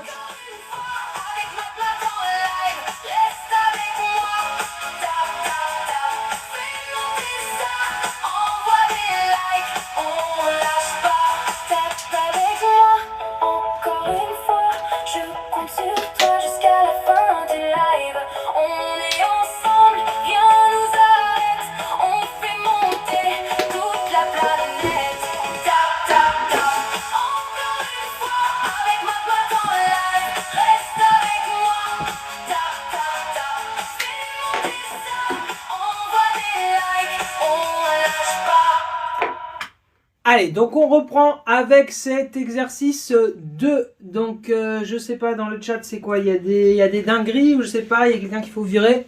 Pop, pop, pop. Alors, je sais pas, j'ai vu passer à un moment donné quelqu'un qui a dit n'importe quoi. Pop, pop, pop. Alors, je le retrouve pas. Bon, si je vois un truc, en tout cas, je vais l'enlever. Et puis, de toute façon, je relirai certains aspects du chat. Et puis, voilà. Hein, l'idée, c'est qu'on fait quelque chose ensemble, etc. S'il y en a qui s'insultent ou je sais pas trop quoi, bah, on vous bloque. Hein. Ok, d'accord. Donc, merci Christelle. Allez, donc on démarre cet exercice 2. Donc, soit la fonction f définie est dérivable sur 0,10 par f de x égale, donc peut-être je réécris l'expression de la fonction pour qu'on l'ait bien à côté de nous. F de x égale moins x au cube plus 4,5 x au carré moins 6x plus 2. Et on nous précise que cette fonction, elle est définie et dérivable sur 0,10. Bon, j'écris sur 0,10 là de façon abrégée pour qu'on s'en souvienne. C'est-à-dire que là, le x qui est représenté, ça peut être n'importe quel nombre réel entre 0 et 10. Question 1. Calculer l'expression de la dérivée f' en fonction de x. Donc, question assez classique, hein. Si tu as un exercice sur les fonctions, à un moment donné, on va te demander de calculer une petite dérivée. Et il y a Maïlis qui propose une réponse, moins 3x carré plus 9x moins 6. Ça me paraît effectivement plutôt bien. Donc là, si tu veux être tout à fait rigoureux, bon, en non-spé, en techno, si vous ne le faites pas, je pense qu'on ne vous enlèvera pas de points. En spé, c'est un peu plus gênant. Mais précisez toujours, quand on va faire un calcul comme ça avec des lettres, la lettre à quel ensemble de nombres est-ce qu'elle appartient. Alors attendez, là, comme j'ai atteint la durée du live que j'avais annoncé, il faut juste que je mette une petite pièce de puzzle dans un autre pour montrer que je suis toujours vivant à TikTok. Voilà, c'est fait. Je disais, si tu le fais pas en non spé, je pense que ça t'enlèvera pas de points. Mais après, en maths, quand on va faire un calcul comme ça avec des lettres, parce que je m'apprête à écrire f' de x, il faut toujours préciser à quel ensemble appartient cette lettre. Et donc, x, ça peut être n'importe quel nombre de l'intervalle 0,10.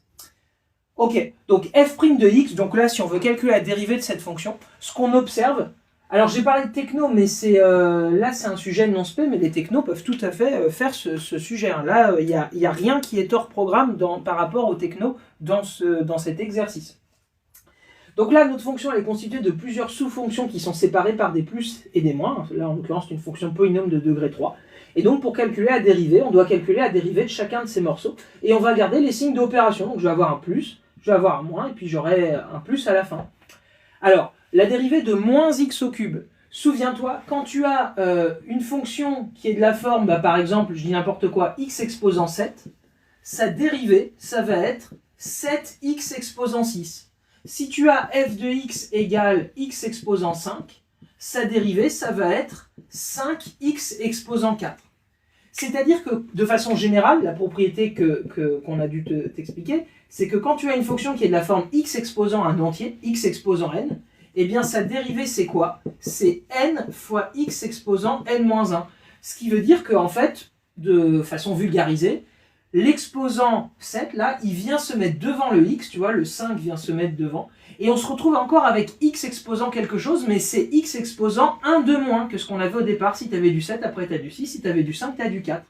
Donc là, on garde le moins, et la dérivée de x au cube, pour cette raison, ça va donc être 3x avec 1 de moins que 3, c'est-à-dire 3x au carré. On continue, donc 4,5 fois x au carré. Quand tu as une constante par laquelle on multiplie, tu vois, on a 4,5 qui multiplie quelque chose qui dépend de x, eh bien on garde la constante par laquelle on multiplie, donc le 4,5, et on multiplie par la dérivée de ce qui suit. Eh bien pour les mêmes raisons, c'est quoi la dérivée de x au carré? Eh bien on a le 2 qui vient se mettre devant, et ensuite on se retrouve avec du x exposant 1 de moins que 2, c'est-à-dire 2x exposant 1. Mais en fait, n'importe quel nombre avec une puissance 1, enfin un exposant 1, c'est le nombre lui-même. Donc quand tu écris 2x exposant 1, en fait, c'est ni plus ni moins que 2x. Ok, on continue. Moins, c'est quoi la dérivée de 6x? Alors là, il y a un autre résultat. En fait, il y a 3 résultats qui te permettent de calculer toutes les dérivées pour le programme de non-spé. Enfin, quasiment toutes. Là, c'est celle qui te dit que quand tu as une fonction qui est de la forme une constante fois x, donc a un nombre réel et x la variable, eh bien sa dérivée, c'est quoi? C'est juste la constante a. Donc quand tu as une constante a fois x, sa dérivée, c'est juste la constante a. Donc la dérivée, par exemple, de 5x, c'est 5. La dérivée de 7x, c'est 7. La dérivée de 6x, c'est 6. Donc là, en fait, ce qu'il faut vraiment que tu aies conscience, c'est que ce sont des résultats qu'il faut que tu apprennes, que tu connaisses. Là, il y a une démonstration, c'est-à-dire que c'est quelque chose qui se prouve, mais dans le cadre de ton programme, tu n'as pas besoin de connaître les démonstrations. Donc, par contre, il faut les apprendre. Okay, donc là, il y a quelqu'un qui dit « je comprends rien ». C'est peut-être parce que là, tu cherches à comprendre un résultat dont on ne te demande pas de connaître la démonstration. On te demande par contre de connaître ses propriétés et de savoir les appliquer. Mais après, je pense que ce n'est pas très compliqué ce que je viens de dire. Une fois qu'on connaît les formules, je suis en train de dire. La dérivée de... C'est quoi la dérivée de la fonction qui a pour expression 4x? Ça va être 4. La dérivée de 1,3x, ça va être quoi? Ça va être 1,3. Alors là, je pense que du coup, dire que la dérivée de 6x, si on a intégré cet aspect et dire que c'est 6, ça ne me paraît pas particulièrement compliqué. Et le dernier résultat nous dit que si on a une fonction qui est de la forme une constante, c'est-à-dire quelque chose qui ne dépend pas de x, eh bien sa dérivée, c'est 0. Donc la dérivée de 2 tout seul, c'est 0. La dérivée de 3 tout seul, c'est 0. La dérivée de 7 tout seul, c'est 0. Bon, donc plus 0. Ok, donc finalement, une expression de notre dérivée, c'est quoi? C'est moins 3x au carré, parce que là, on peut simplifier un petit peu, tu vois, le 4,5 fois 2, on peut le faire. 4,5 fois 2, ça fait 9. Donc plus 9x moins 6. Et donc voilà, finalement, notre expression de la dérivée, on l'a trouvée. Ok, donc on peut passer à la question 2. Question 2. La question 2, on nous dit quoi? On nous dit vérifier que pour x appartenant à 0,10, f' de x est égal à ça.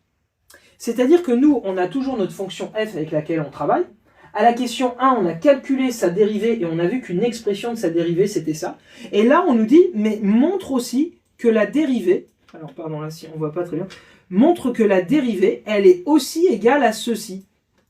Donc là, en fait, l'idée, c'est qu'on va montrer, là peut-être je raisonne au brouillon, on va montrer que, MQ, que moins 3x carré plus 9x moins 6, c'est égal à ce qu'on nous demande, c'est-à-dire 3x moins 6, facteur de 1 moins x.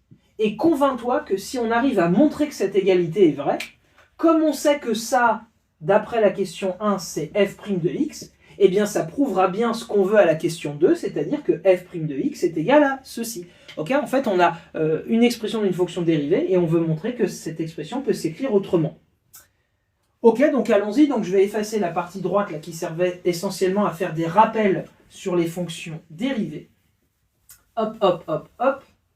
Donc, que nous dit-on que nous dit-on, il faut démontrer ça. Donc, on travaille sur l'intervalle 0,10. Comme je te disais tout à l'heure, c'est toujours bon quand on va manipuler une lettre de dire à quel ensemble elle appartient.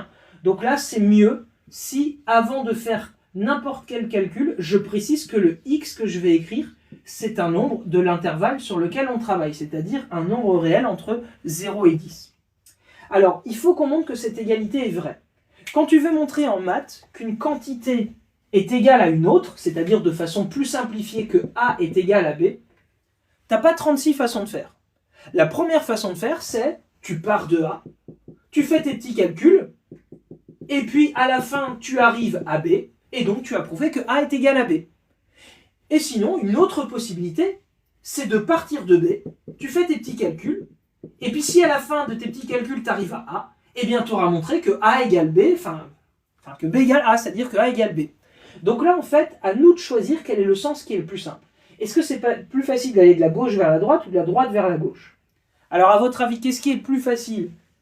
Gauche vers la droite ou droite vers gauche? Sachant que j'ai le choix, comme je veux montrer l'égalité, comme je suis en train de te l'expliquer. Et donc, effectivement, en utilisant les termes adéquats, il est plus facile de développer, c'est-à-dire de partir d'une forme comme ça qui s'écrit sous la forme d'un produit pour arriver à ceci. Donc là, notre rédaction va ressembler à ceci. On commence par écrire 3x moins 6 facteur de 1 moins x et on va faire nos petits calculs. Et puis quand on aura obtenu moins 3x carré plus 9x moins 6, on sera content parce que ça voudra dire qu'on a répondu à la question. Alors bon, là c'est une question du coup maintenant calculatoire. Et là on reconnaît ce qu'on appelle une double distributivité, c'est-à-dire que on va devoir multiplier chaque élément du premier facteur, c'est-à-dire du premier terme de la multiplication, du premier morceau de la multiplication, par chaque élément du deuxième. Donc ça nous donne quoi? 3x fois 1, ça fait 3x. Ensuite, 3x fois moins x. Alors, attention, chaque nombre est toujours à prendre avec le signe qui est devant lui. Donc là, j'ai 3x fois moins x. Plus fois moins, ça fait moins. Donc 3x fois x. Si tu es à l'aise, tu écris directement 3x au carré. C'est ce qu'on va mettre sur la ligne d'après.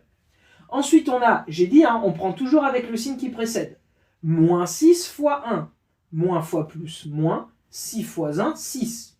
Et pour terminer, moins 6 fois moins x. Moins fois moins plus, 6 fois x, 6x. Bon, là, on a une petite simplification parce que ça nous fait 3x moins x fois x. Donc ça fait x au carré moins 6 plus 6x. J'ai juste changé le x au carré.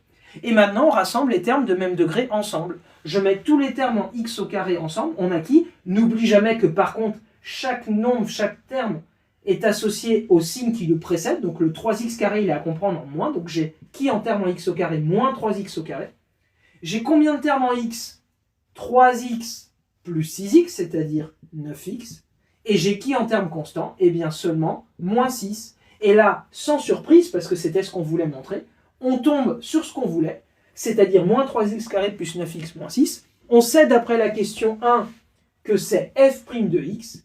Et donc, morale de l'histoire, si on remonte les égalités, on a bien montré que peu importe la valeur de x compris entre 0 et 10, eh bien, f' de x est égal à 3x moins 6 facteur de 1 moins x. Nous avons donc répondu à la question qui était posée. Voilà. Est-ce qu'il y a des questions là-dessus? Parce qu'après, là, je vais effacer les questions 1 et 2 et je vais me contenter des résultats qui sont donnés pour pouvoir faire les questions 3 et 4. Pour ceux qui voudraient prendre un petit screen, je m'écarte. Ceux qui ont manqué le début du live, sachez que peut-être dès ce soir vers 20... Alors, ça me prendra un petit peu de temps, le temps de faire la miniature, etc. Vers 21h, 21h30, je posterai sur YouTube le replay intégral de ce sujet. Voilà. Allez, j'efface. Vous avez pu prendre votre petit screen. Et donc, effectivement, il y en a qui demandent à faire la question 3 et 4. Mais bien sûr, hein, je faisais d'abord la question 1 et 2. Et maintenant, nous allons y venir. Alors, j'aurais peut-être pas dû tout effacer. C'est un peu ballot de ma part. Bien que, de toute façon, tu as l'énoncé sous les yeux en bas. Donc, tu as toutes les informations importantes. On nous demande dans la question 3 d'étudier le signe de f' de x pour x appartenant à 0,10. Ce que l'on sait à ce stade, je le réécris pour l'avoir sous les yeux, c'est que... Alors, en réalité, on a deux expressions de la dérivée à ce stade. On sait que f' de x, on l'avait calculé à la question 1, ça faisait moins 3x carré plus 9x moins 6. Mais on sait d'après la question 2 que notre dérivée, elle peut aussi s'écrire sous cette forme, 3x moins 6 fois 1 moins x. Et donc là, pour étudier le signe de f' de x, j'ai l'embarras du choix entre les deux. Sauf qu'il y a une forme qu'il vaut mieux choisir quand on veut étudier le signe, c'est toujours celle qu'on dit factorisée, c'est-à-dire celle qui s'écrit sous la forme d'un produit. Donc là, je réécris sous les yeux qu'on sait à ce stade que f' de x, c'est quoi? C'est 3x moins 6, facteur de 1 moins x. Donc, compréhension de consigne, hein, étudier le signe de f' de x, c'est-à-dire qu'on te demande de faire le tableau de signes de ceci. Donc dans un tableau de signes, on met toujours en haut à gauche la variable, ici en l'occurrence x. X, on le fait varier entre quoi et quoi? Eh bien on regarde toujours l'énoncé pour savoir. Là, on nous dit qu'on étudie le signe pour x appartenant à 0,10. Donc je fais varier x entre 0 et 10, et pas au-delà. Et puis après, notre but, c'est d'avoir f' de x, et puis comme c'est un tableau de signes, tu sais qu'on va avoir peut-être un moins, un 0, un plus, et puis un moins, enfin on va avoir des choses un petit peu comme ça. Mais en fait, là, étudier le signe de tout ça d'un seul coup, c'est un petit peu compliqué. Mais heureusement pour nous, on a la règle des signes qui joue dans notre équipe. Pourquoi? Parce qu'on sait que par exemple, si on a un élément qui est positif et qu'on multiplie avec quelque chose qui est négatif, le signe de ce bazar, ce sera moins. On dit que parfois, plus fois moins, ça fait moins, entre guillemets.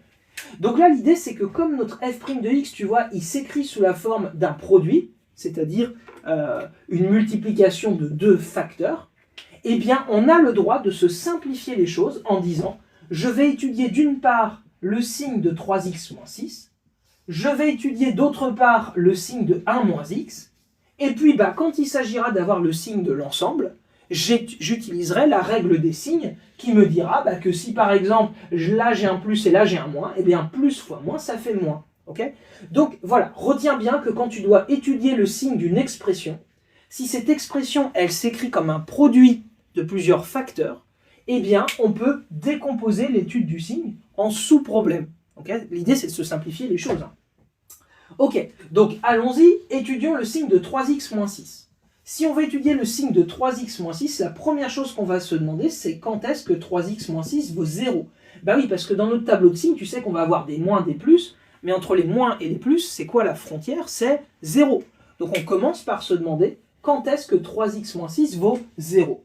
Résolvons cette petite équation. On se débarrasse du moins 6 en faisant plus 6 à gauche et plus 6 à droite. Ça nous fait donc 3x est égal à 0 plus 6, c'est-à-dire 6. Et maintenant, si on veut se débarrasser du x3, parce que ce qu'on cherche à isoler est multiplié par 3, on divise par 3 à gauche et à droite. 3 divisé par 3, ça se simplifie. Et il nous reste donc x est égal à 6 divisé par 3, c'est-à-dire 2. Ok, donc on sait que quand x vaut 2, 3x moins 6, ça va valoir 0. Attention quand même, avant de mettre le 2, posons-nous la question, est-ce que 1 moins x s'annule pour que je puisse mettre les valeurs importantes par ordre croissant. Bon, 1 moins x, ça vaut 0, c'est plus facile à se rendre compte.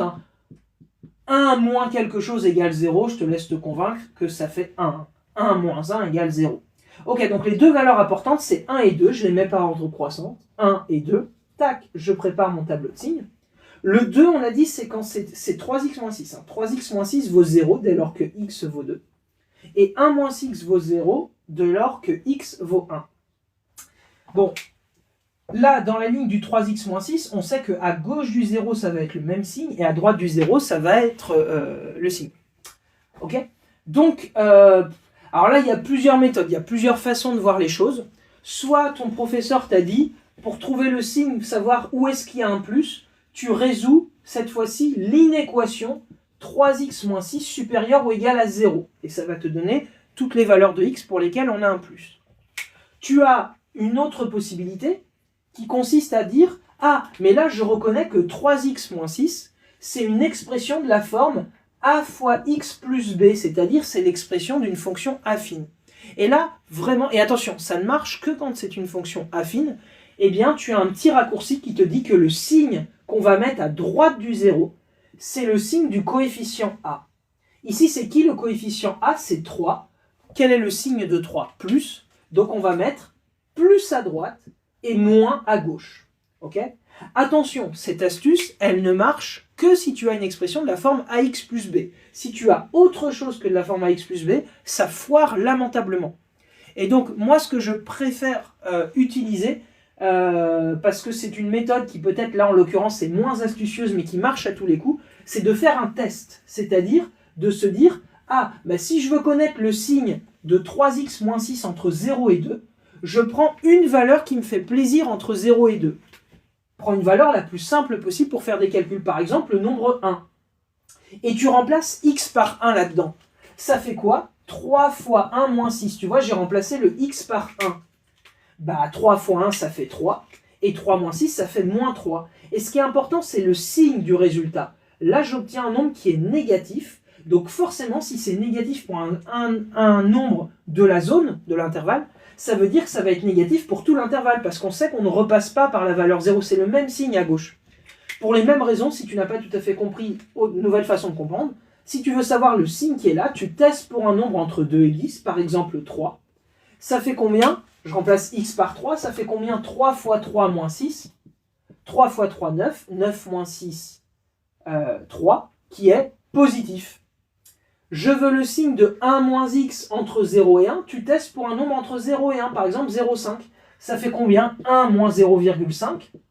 Bah, ça fait 0,5 qui est positif, donc plus ici. Tu veux savoir c'est quoi le signe entre 1 et 10? Tu testes pour un nombre entre 1 et 10, par exemple 2. Ça fait combien? 1 moins 2, ça fait moins 1 qui est négatif, donc c'est moins à droite de la zone. Ok? Voilà. Donc, plusieurs façons d'aborder l'étude du signe. Moi, j'aime bien celle-ci parce qu'elle marche à tous les coups. Ok.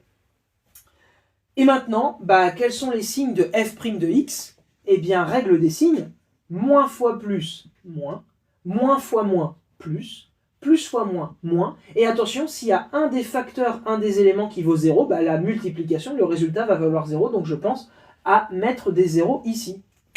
Nous avons donc répondu à la question 3, qui demandait d'étudier le signe de f' de x sur l'intervalle. Okay. Et donc, bonne question de Nawel qui nous dit, et si on n'a pas la forme factorisée? Si là, on avait seulement eu le truc qui était, cette expression complètement développée, c'est-à-dire sous forme de fonction polynôme de degré 2, eh bien, on aurait été un petit peu embêté. On aurait pu calculer ce qu'on appelle le discriminant, delta, pour factoriser nous-mêmes. Mais là, en général, dans les sujets non spé et techno, pour vous permettre au moins de faire l'étude du signe après, il y a de fortes chances qu'on vous donne la forme factorisée. Vous voyez, quelqu'un qui n'aurait pas réussi à faire la question 2 ici, pouvait utiliser ce résultat de la dérivée pour quand même faire la question 3. Mais en tout cas, là, il fallait que pour étudier le signe, on ait une forme factorisée, ou alors qu'on reconnaisse une expression d'une fonction polynôme du second degré en identifiant bien les racines. Ok? Voilà. Donc ici, en tout cas, tel que l'énoncé nous y amenait, c'était comme ça qu'il fallait le faire. Et enfin, question 4, qui va être beaucoup plus rapide. La question 4, c'est d'en déduire les variations de la fonction f. C'est-à-dire, est-ce que cette fonction est croissante ou décroissante? Et puis, bah, en fait, à chaque fois qu'on calcule la dérivée d'une fonction, on va toujours terminer à la fin par répondre à la question quelles sont les variations de la fonction de départ, parce que c'est le seul intérêt d'une dérivée, hein, c'est de connaître les variations de la fonction de base. Donc là, ce qu'on fait en général, donc là c'est la question 4 que je vais faire, mais je vais prolonger mon tableau. On rajoute une ligne dans notre tableau de signe de la dérivée, Parce qu'en fait, le signe de la dérivée influence les variations de la fonction de départ, la fonction f. Là où la dérivée est négative, la fonction f est décroissante. Là où la dérivée est positive, la fonction f est croissante. Et voilà pour les variations de la fonction f, qui est donc décroissante entre 0 et 1, croissante sur l'intervalle 1, 2, et décroissante sur 2, 10. Et en général, ce qu'on attend de toi, c'est que tu calcules les valeurs ici qui vont correspondre à ce qu'on appelle les extrémums de la fonction. Par exemple, si je veux calculer la valeur ici, eh bien, c'est la valeur que prend la fonction f quand x vaut 2. On va remplacer x par 2 dans l'expression de la fonction f. Donc le calcul, ça ferait moins 2 au cube, plus 4,5 fois 2 au carré, moins 6 fois 2, plus 2. Sauf que là, l'énoncé est plutôt sympa, parce qu'on nous dit les valeurs des éventuels maximums et minimums ne sont pas demandées. Donc, puisque ce n'est pas demandé, on a terminé de répondre à la question, ici. Et puis, c'était la dernière question de cet exercice, qui était sur 4 points. Est-ce qu'il y a des questions? Je n'ai pas regardé le chat depuis quelques temps. On fait quoi en maths cette année? Bon, je sais pas, ça c'est pas quelque chose qui s'adresse à moi. C'est pas spé maths, c'est maths spécifique. Oui, là, c'est un sujet non spé. Par contre, il faut savoir que ceux qui sont en techno, vous pourriez avoir cet exercice fait tel quel. Pareil pour ceux qui sont en spé maths, même si ceux qui sont en spé maths, on peut s'attendre quand même à ce que l'exercice soit une fonction un peu plus difficile et qu'il y ait des calculs un peu plus compliqués. Mais en tout cas, voilà, c'est un exercice qui est faisable en théorie, selon les programmes, par tout le monde, toutes les filières de première. Ok, ça nous amène maintenant à l'exercice 3, qui est le dernier exercice de ce sujet. Okay, et puis on aura terminé ce live à partir de là. Et ceux qui ont manqué le début, eh bien vous n'hésiterez pas à aller voir le replay sur YouTube que je posterai ce soir. Vous avez déjà, notamment pour les premières spé, un replay du dernier live, celui d'avant-hier, qui avait extrêmement bien marché. On avait atteint les 200 000 likes. Alors là, je crois qu'on ne montera pas ce soir à 200 000. Peut-être les 50 000. Ce serait déjà super. Ok? Donc, allez, exercice 3. Lisons la consigne. Donc, que nous dit-on? On nous dit, en 2025, dans une ville, le club de basketball comptait 900 adhérents. Donc, en 2025, dans une ville, 900 adhérents pour le basket. On estime que chaque année, le club perd 10 adhérents. Pas de chance pour eux, chaque année, il y a 10 personnes qui s'en vont. On note BN, le nombre d'adhérents au club de basket l'année 2025 plus N. Attention à toujours bien comprendre comment est constitué les éléments de la suite avec laquelle on travaille. Et pour cela, ce que je te conseille toujours à ce stade de l'énoncé, c'est de remplacer N par une valeur. Par exemple, 5. Ça veut dire que ça va être quoi? B5. Eh bien, B5, ça va être le nombre d'adhérents au club de basket l'année 2025 plus 5, donc en 2030. Donc B5, ce sera le nombre d'adhérents en 2030. B3, c'est quoi? C'est le nombre d'adhérents l'année 2025 plus 3, donc en 2028. Ok. Question 1, on doit calculer B1 et interpréter le résultat. Bon, pour l'interprétation, je viens déjà de prémâcher le travail. Alors, quel est le calcul ou quel est le résultat là de B1, c'est-à-dire le nombre d'adhérents l'année 2025 plus 1, donc en 2026. Alors, est-ce que vous pourriez me dire dans le chat, même si, bon, là, pour le coup, là, vous voyez, il y a des questions qui sont cadeaux quand même, hein, dans certains sujets, sur lesquels, si on est bien focus, si on prend le temps de lire l'énoncé, on ne se plante pas. Donc là, il y a 900 adhérents, on en perd 10 chaque année. Donc, un an après le départ, il y en aura combien? Bah, il y en aura effectivement 10 de moins que 900, c'est-à-dire 900 moins 10. Hein. 900 moins 10, c'est-à-dire 890. Là, c'est presque plus une question de français que de maths. Hein. Il y a 900 adhérents, on en perd 10 chaque année, donc combien il y en aura dans un an? Les seules maths qu'il y a dedans, c'est de faire moins 10. Le reste, c'est du français. Enfin, du français dans le sens, il ne faut pas mal le prendre, c'est-à-dire compréhension des informations qui sont données de façon textuelle. Okay, c'est ça que je veux dire. Et interpréter le résultat, eh bien, en 2026, un an après, hein, en 2026, il y aura 890 adhérents pour le basket. Je ne sais plus comment c'était dit, dans le club de basket. Hein. 200 adhérents. Bon, là, ça suffit, on parle du basket. Voilà, tu reprends la phrase réponse et tu complètes. Là, tu n'as pas besoin de moi pour ça. Question 2. Exprimer BN en fonction de N. Ah. Un peu plus compliqué. Alors, ça m'intéresse de voir ce que vous allez répondre pour exprimer Bn en fonction de n. Donc, Bn égale 900 moins 10n par Bobby. Pareil par Eva, BRT. Ah, non, c'est intéressant ce que dit Eva. Eva, elle dit Bn plus 1, si je dis pas de bêtises, égale Bn moins 10. Ceci est vrai. C'est vrai que peu importe l'entier naturel n, Bn plus 1, le nombre d'adhérents au basket l'année n plus 1, c'est le nombre d'adhérents au basket l'année n, donc l'année d'avant, moins 10. Sauf que malheureusement, ce n'est pas la question qui est posée. Ça aurait été la réponse à la question si on vous avait dit exprimer Bn plus 1 en fonction de Bn. Nous, on veut un calcul, exprimer Bn en fonction de n, ça veut dire que notre réponse, ça doit être un calcul qui donne la valeur de Bn, mais dans lequel il y a du n qui apparaît quelque part. Alors voilà, vous êtes plusieurs à dire, en tout cas, ça fait 900 moins 10n, et il y a Wasma, là, qui dit quelque chose d'intéressant, qui dit que quand on a affaire à une suite arithmétique, c'est un résultat que tu as dû voir en cours, si un, c'est une suite arithmétique, c'est-à-dire que pour passer d'un terme à l'autre, on ajoute toujours le même nombre, donc arithmétique de raison R, on va dire, eh bien, tu peux directement, donc peu importe l'entier naturel n, le terme de rang n, tu peux y accéder en partant du terme initial U0 et en ajoutant n fois la raison. De quoi ça vient cette affaire? Là, si on vient par exemple du basket, ça veut dire que si tu veux savoir par exemple le nombre d'adhérents eh bien, au bout de 10 ans, bah, qu'est-ce qui va se passer? Au début, il y avait 900 adhérents et chaque année, alors je vais prendre un nombre différent de 10 pour pas qu'il y ait de répétition du nombre, ne pas vous embrouiller. Si je veux savoir au bout de 8 ans combien il va y avoir d'adhérents, eh bien 8 fois, parce qu'il y a 8 années, il y en a 10 qui vont partir. Donc le calcul, ce sera 900 moins 8 fois 10.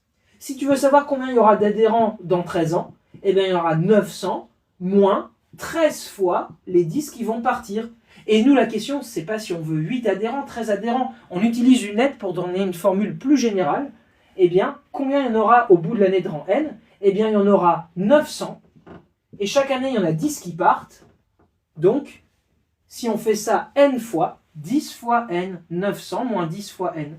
Et si tu veux être encore plus rigoureux, là, comme j'utilise une lettre, il faut que je précise à quel ensemble elle appartient. N, ça peut être n'importe quel entier positif, c'est-à-dire ce qu'on appelle un entier naturel. Donc ça, c'est vrai pour tout entier naturel n, ce qui mathématiquement se note comme ceci pour tout n appartenant à grand N. Bon, si tu écris ceci, tu as tous les points de la question, évidemment. Ok, donc sinon, tu peux retenir par cœur que quand tu as une suite arithmétique, c'est vrai de dire que un, c'est u0 plus nr. Et là, c'est ce qu'on a utilisé. Hein. On pouvait dire, si on ne voulait pas trop réfléchir, mais calquer ce résultat, c'est b0 plus n fois la raison de notre suite. b0, c'est quoi? C'est le nombre d'adhérents au début, 900. Et c'était quoi la raison? Chaque année, il y en a combien il y a d'adhérents qu'on ajoute? Alors là, il faut que tu te rendes compte quand même que la raison est négative parce qu'il y en a 10 qui partent, donc c'est moins 10. Et là, si on simplifie, ça fait 900 moins 10 fois n. Donc là, on va dire que c'est plutôt la réponse d'un élève qui est très scolaire, qui a retenu, identifié la propriété à utiliser. Quelqu'un qui met directement le résultat, c'est quelqu'un, alors qui peut aussi être scolaire, ça n'empêche pas, mais qui a senti le résultat, 900 moins 10 fois n. Ok. Donc, question 3. Justifier que le club aura perdu plus de 10% de ses adhérents entre 2025 et 2035. Donc là, en fait, la question, donc ça démarre en 2025. Donc la question qu'on peut se poser, c'est en 2035, il y aura combien d'adhérents? Pour savoir combien d'adhérents on aura perdu en tout. Alors, quel calcul je peux faire pour savoir combien il y aura d'adhérents en 2035? Est-ce que vous pouvez me dire dans le chat comment est-ce que je peux faire ça? Et puis je réponds en même temps à une question que je vois. Là, il y a quelqu'un qui dit comment est-ce qu'on différencie arithmétique et géométrique. Arithmétique, c'est une suite où, pour passer d'un terme à l'autre, on ajoute toujours le même nombre. Géométrique, c'est quand on multiplie toujours par un même nombre. Donc là, on te disait que chaque année, on perd 10 adhérents, donc l'opération, c'est moins 10. On ajoute moins 10 à chaque fois. Ok, donc j'ai vu des choses qui sont intéressantes, effectivement, dans le chat. Si on veut savoir combien il y aura d'adhérents en 2035, alors, on peut se rendre compte que ça revient à calculer B10, mais on n'a même pas besoin non plus d'aller jusque-là. En 2035, le nombre d'adhérents, bah, ce sera 900, et on aura perdu 10 fois, eh bien, 10 fois 10 adhérents, parce que chaque année, il y a 10 adhérents qui partent. Donc en fait, sinon tu peux dire, bah, il y aura combien d'adhérents qui seront partis? 100. Hein. Et donc combien il y aura d'adhérents en tout? 900 moins 100, c'est-à-dire 800. Ok, donc il y a, enfin, le nombre d'adhérents perdus, ce qui est plus intéressant finalement, c'est que le nombre d'adhérents qui restent, c'est le nombre d'adhérents qui seront perdus. Donc entre 2025, j'écris en abrégé tout ce qui est textuel, hein. Entre 2025 et 2035, eh bien, 100 adhérents ont été perdus. Et la question c'est, est-ce que ça fait plus que 10% de l'effectif de départ? 100 adhérents, je vais écrire perdus. Mais en fait, il y avait combien d'adhérents au départ? Il y en avait 900. Et ça fait quoi 10% de 900? Eh bien, c'est presque une question d'automatisme, hein. 10% de 900, alors si tu es à l'aise, tu te rends compte effectivement qu'on va diviser par 10. Si tu n'es pas à l'aise, tu te rends compte que ça revient à dire 10 sur 100 fois 900. 900 divisé par 100, ça fait 9. Donc ça fait 10 fois 9, c'est-à-dire 90. Ok? Donc si entre 2025 et 2035, on a perdu 100 adhérents, eh bien, effectivement, ce sera plus que 10% de l'ensemble. Donc à la question, justifier que le club aura perdu... Ah oui, j'ai cru que c'était 10 sous la forme d'une affirmation. Donc là, bah oui, hein, 100 est plus grand que 90. Donc, je te laisse faire la phrase que je dis à l'oral. Donc, le club aura perdu plus de 10% de ses adhérents entre 2025 et 2035. Ok. Fallait faire tous les résultats de B0 jusqu'à B10. Bah non, c'est un peu maladroit. Ça marche, hein, c'est une méthode de bourrin de calculer tous les termes de B0 à B10, mais enfin, imagine qu'on te demande B de 150, tu vas pas écrire 150 lignes de calcul, ok? Allez, donc on continue donc avec la suite. Donc on nous dit dans cette même ville, en 2025, le club de handball comptait 200 adhérents. Donc là, on avait le basket, maintenant c'est le hand. Donc en fait, on n'a plus forcément besoin, je vais effacer la partie... j'efface tout. J'efface tout, alors peut-être je lis d'abord l'énoncé, mais voilà, c'est comme si ça devenait une autre situation. Donc dans cette même ville, maintenant on s'intéresse au hand, et en 2025, il y avait 200 adhérents. 200 adhérents. Pour les années suivantes, on estime que le nombre d'adhérents au club de hand peut être représenté par le graphique suivant. Donc on a ce graphique, on a en abscisse le nombre d'années depuis 2025. Si tu ne vois pas, là c'est écrit en bas 0, 1, 2, 3, 4, 5, etc. Et là en ordonnée, c'est le nombre d'adhérents au hand. Je vais dézoomer, mais pour que tu comprennes, ça veut dire que donc on commence en 2025. Donc là, typiquement, ça veut dire qu'en 2026, il y avait, alors on n'est pas tout à fait à la moitié, on est un petit peu en dessous, donc là on n'est pas à 250, on est plutôt à 240. Donc il y avait 240 adhérents au basket en 2026. Après ça donne en 2027, etc. Question, par lecture graphique, estimer avec la précision permise par le graphique le nombre d'adhérents au club de hand en 2028. Je te rappelle qu'on part de l'année 2025, donc ici c'est ce qui correspond à l'année 2025. Alors dites-moi, en 2028, on va écrire quoi? Une estimation du nombre d'adhérents en 2028. C'est pas forcément la question la plus difficile de ce sujet. Donc juste s'assurer au moins que c'est clair. Donc voilà, il y a du 340, du 350. Effectivement, en tout cas, 2028, c'est l'année de rang 3. C'est 3 années après 2025. C'est vrai que si ton téléphone a une bonne définition, tu vois qu'on n'est pas tout à fait pile à 350. On est un petit peu en dessous. Donc là, j'ai envie de dire, et c'est pour ça qu'on nous disait, avec la précision permise par le graphique, toutes les réponses entre 340 et 350 mèneraient à obtenir tous les points de la question. Donc là, pour la question 4, hein, on l'a dit, j'ai envie de dire un peu à l'oral, j'ai pas besoin d'écrire grand-chose, surtout qu'il n'y avait pas de calcul spécifique à réaliser. Donc nous allons écrire essentiellement le résultat. Donc pour la question 4, je vais très vite en écrivant environ, on a dit combien? 340. Ok, tu fais ta petite phrase, voilà. Question 5, il nous reste plus que 2 questions, hein, et on aura terminé le sujet. On modélise le nombre d'adhérents au club de handball l'année 2025 plus N par HN. Donc, nouvelle suite, HN, c'est le nombre d'adhérents l'année 2025 plus n, et on admet que pour tout entier naturel n, donc on suppose que peu importe l'entier naturel n, hn plus 1, donc le nombre d'adhérents l'année n plus 1 après 2025, c'est 1,2 fois hn. Donc 1,2 fois le nombre d'adhérents de l'année juste avant. Quelle est la nature de la suite hn? Préciser son premier terme et sa raison. Alors qu'est-ce qu'on peut dire si on te demande ici quelle est la nature de la suite hn? Effectivement, c'est une suite géométrique, c'est ce que dit Suzy. Pareil pour Flo et MS qui précise d'ailleurs la raison. Là, chaque terme de la suite, c'est 1,2 fois celui qui précède. Donc, il faut que tu arrives à extraire de cette information, voilà, qu'on a affaire à une suite géométrique, c'est-à-dire qu'on multiplie par un même nombre pour passer d'un terme à l'autre. Donc, hn, j'abrège la rédaction. La suite hn est géométrique. Deux raisons. Alors, la lettre qu'on utilise pour noter la raison d'une suite géométrique, c'est souvent la lettre Q. Par combien est-ce qu'on multiplie pour passer d'un terme à l'autre? 1,2. Donc la suite hn est géométrique de raison 1,2. Et on nous demande aussi son premier terme. Et donc le premier terme c'était h0. Est-ce que tu te souviens, si tu as une bonne mémoire, ce qui était écrit un peu plus haut dans l'énoncé? Sinon je vais remontrer où se trouve l'information. Donc le premier terme h0, c'était, en fait on pouvait le trouver ici.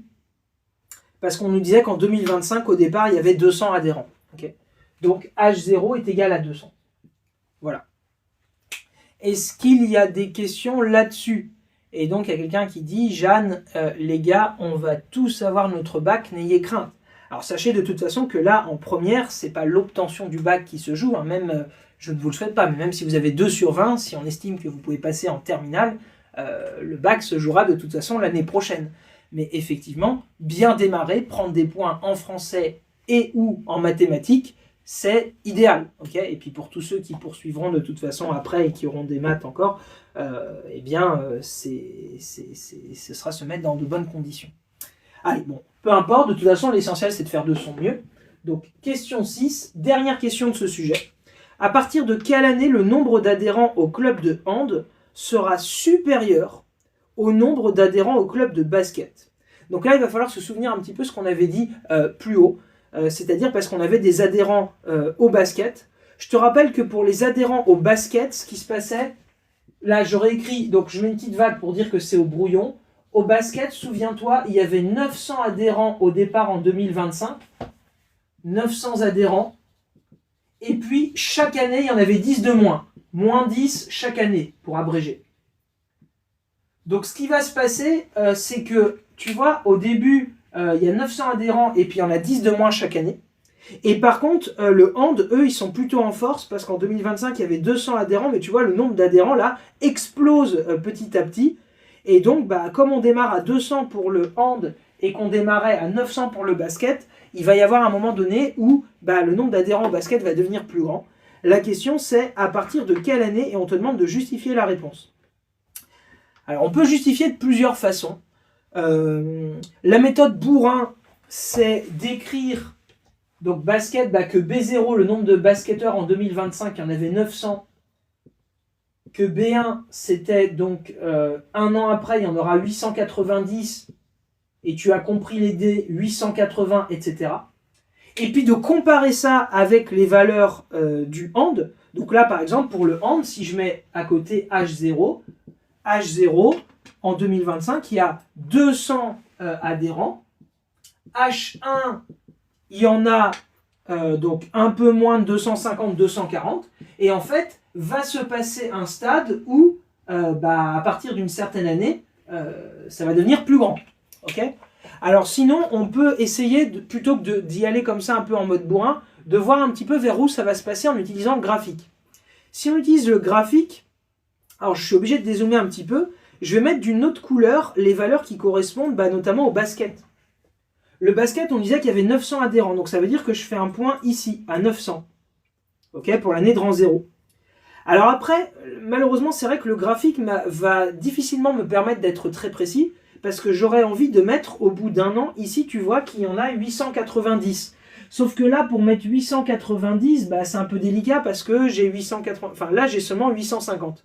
Alors, soyons malins, et en fait, disons-nous, bah que là, comme on descend de 50 en 50 sur le graphique, 50, c'est ce que j'aurais perdu au bout de 5 ans. Donc tu vois, au bout de 5 ans, en fait, on va se retrouver ici. Et entre-temps, là, il va y avoir 5 points qui vont descendre petit à petit, comme ça. En ligne droite, hein, de façon alignée, parce que c'est une suite arithmétique. Et puis, 5 ans après, c'est-à-dire à l'année de rang 10, on tombera à 800, c'est-à-dire qu'on sera là. Et puis, entre-temps, on va avoir là 5 petits points qui descendent petit à petit. Et en fait, tu vois, ça nous permet de voir à quel moment il va y avoir le changement. C'est-à-dire que pour l'année qui va correspondre à l'année de rang 7, on voit encore que les points orange, donc là pour le basket, il y a plus d'adhérents qu'au hand. Mais par contre, à partir de l'année de rang 8, ça va s'inverser.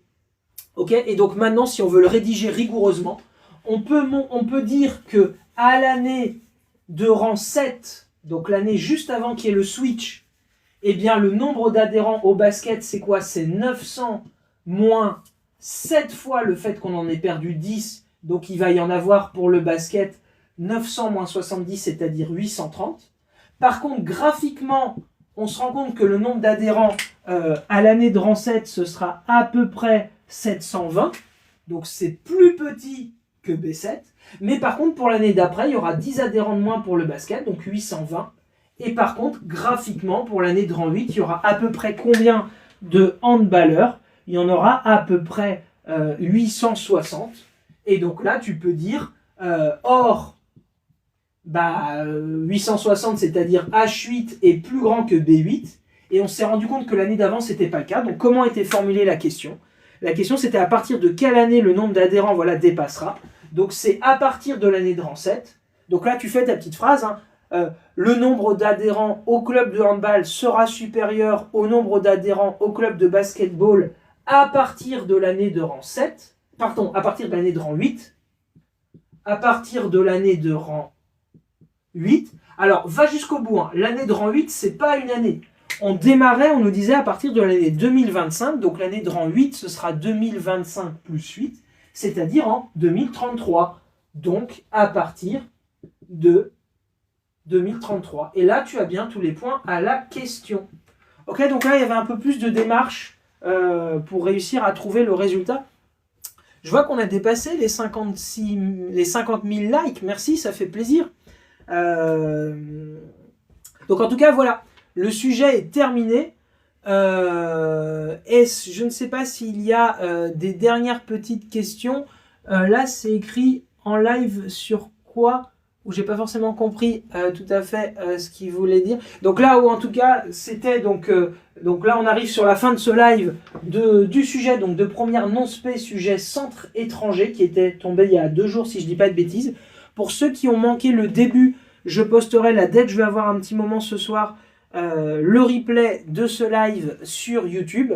Pour accéder à ma chaîne YouTube, donc ça s'appelle MathMath exactement comme mon pseudo. Le lien sinon est sur ma bio. J'espère en tout cas que, voilà, ceux qui veulent faire une capture, qui me demandent, je m'écarte quelques instants. J'espère en tout cas que ça vous a aidé. Demain, dernier live, parce que demain vous avez votre épreuve de français, donc je vous souhaite déjà vraiment bon courage pour votre épreuve de français écrit. Et demain soir, alors pas trop tard, je crois que j'ai mis à 18h30 parce que l'idée, j'imagine, ce sera, de toute façon, c'est ce qu'il faut que vous vous reposiez pour être d'attaque pour votre épreuve de français demain et votre épreuve de mathématiques vendredi. C'est important de ne pas se coucher à pas d'heure ce soir, ça n'aurait pas de sens. Un sportif qui va avoir un grand match le lendemain, il s'entraîne pas la veille, il se repose la veille. Tout ça pour dire quoi ? Pour dire que demain, donc pas trop tard, je crois que j'ai mis le live, je sais plus si j'ai mis à 17h30 ou 18h30, j'ai dû mettre 18h30, on fera marathon d'automatisme. Comme ça, si tu es en première spé, en première techno ou en première donc non spé, première générale non spé, c'est le même programme pour tout le monde. Donc on essaiera de refaire quelques petits automatismes parce que c'est peut-être là, la veille de l'épreuve, la partie qui se retravaille le mieux, se remettre en jambe sur les petites questions qu'il peut y avoir. Et voilà. Et puis pour tout ce qui était suite, proba, fonction, etc., c'est ce qu'on a essayé de travailler dans ce live et dans les lives qui précédaient. Donc bon courage à toi pour la suite et la fin de tes révisions. N'hésitez pas à vous abonner si ce contenu vous a plu. Même si vous avez votre épreuve de maths demain, eh bien sachez que L'année prochaine, je proposerai encore des vidéos pour les terminales et ce dès le mois de septembre. Donc voilà, et donc mon YouTube c'est MathMath, exactement comme mon compte. Et puis sinon le lien est en bio sur mon compte. Donc allez, bon courage à tous, je vous souhaite à tous une bonne soirée, reposez-vous bien, bonne chance pour vos premières épreuves. J'envoie le petit générique, on essaye de liker au maximum. Allez, si on arrivait à atteindre pendant le générique les 70 000 likes, ce serait déjà un très bon score pour moi, ce serait peut-être le deuxième meilleur. Donc générique, et puis à demain. Tac. Allez, bonne soirée.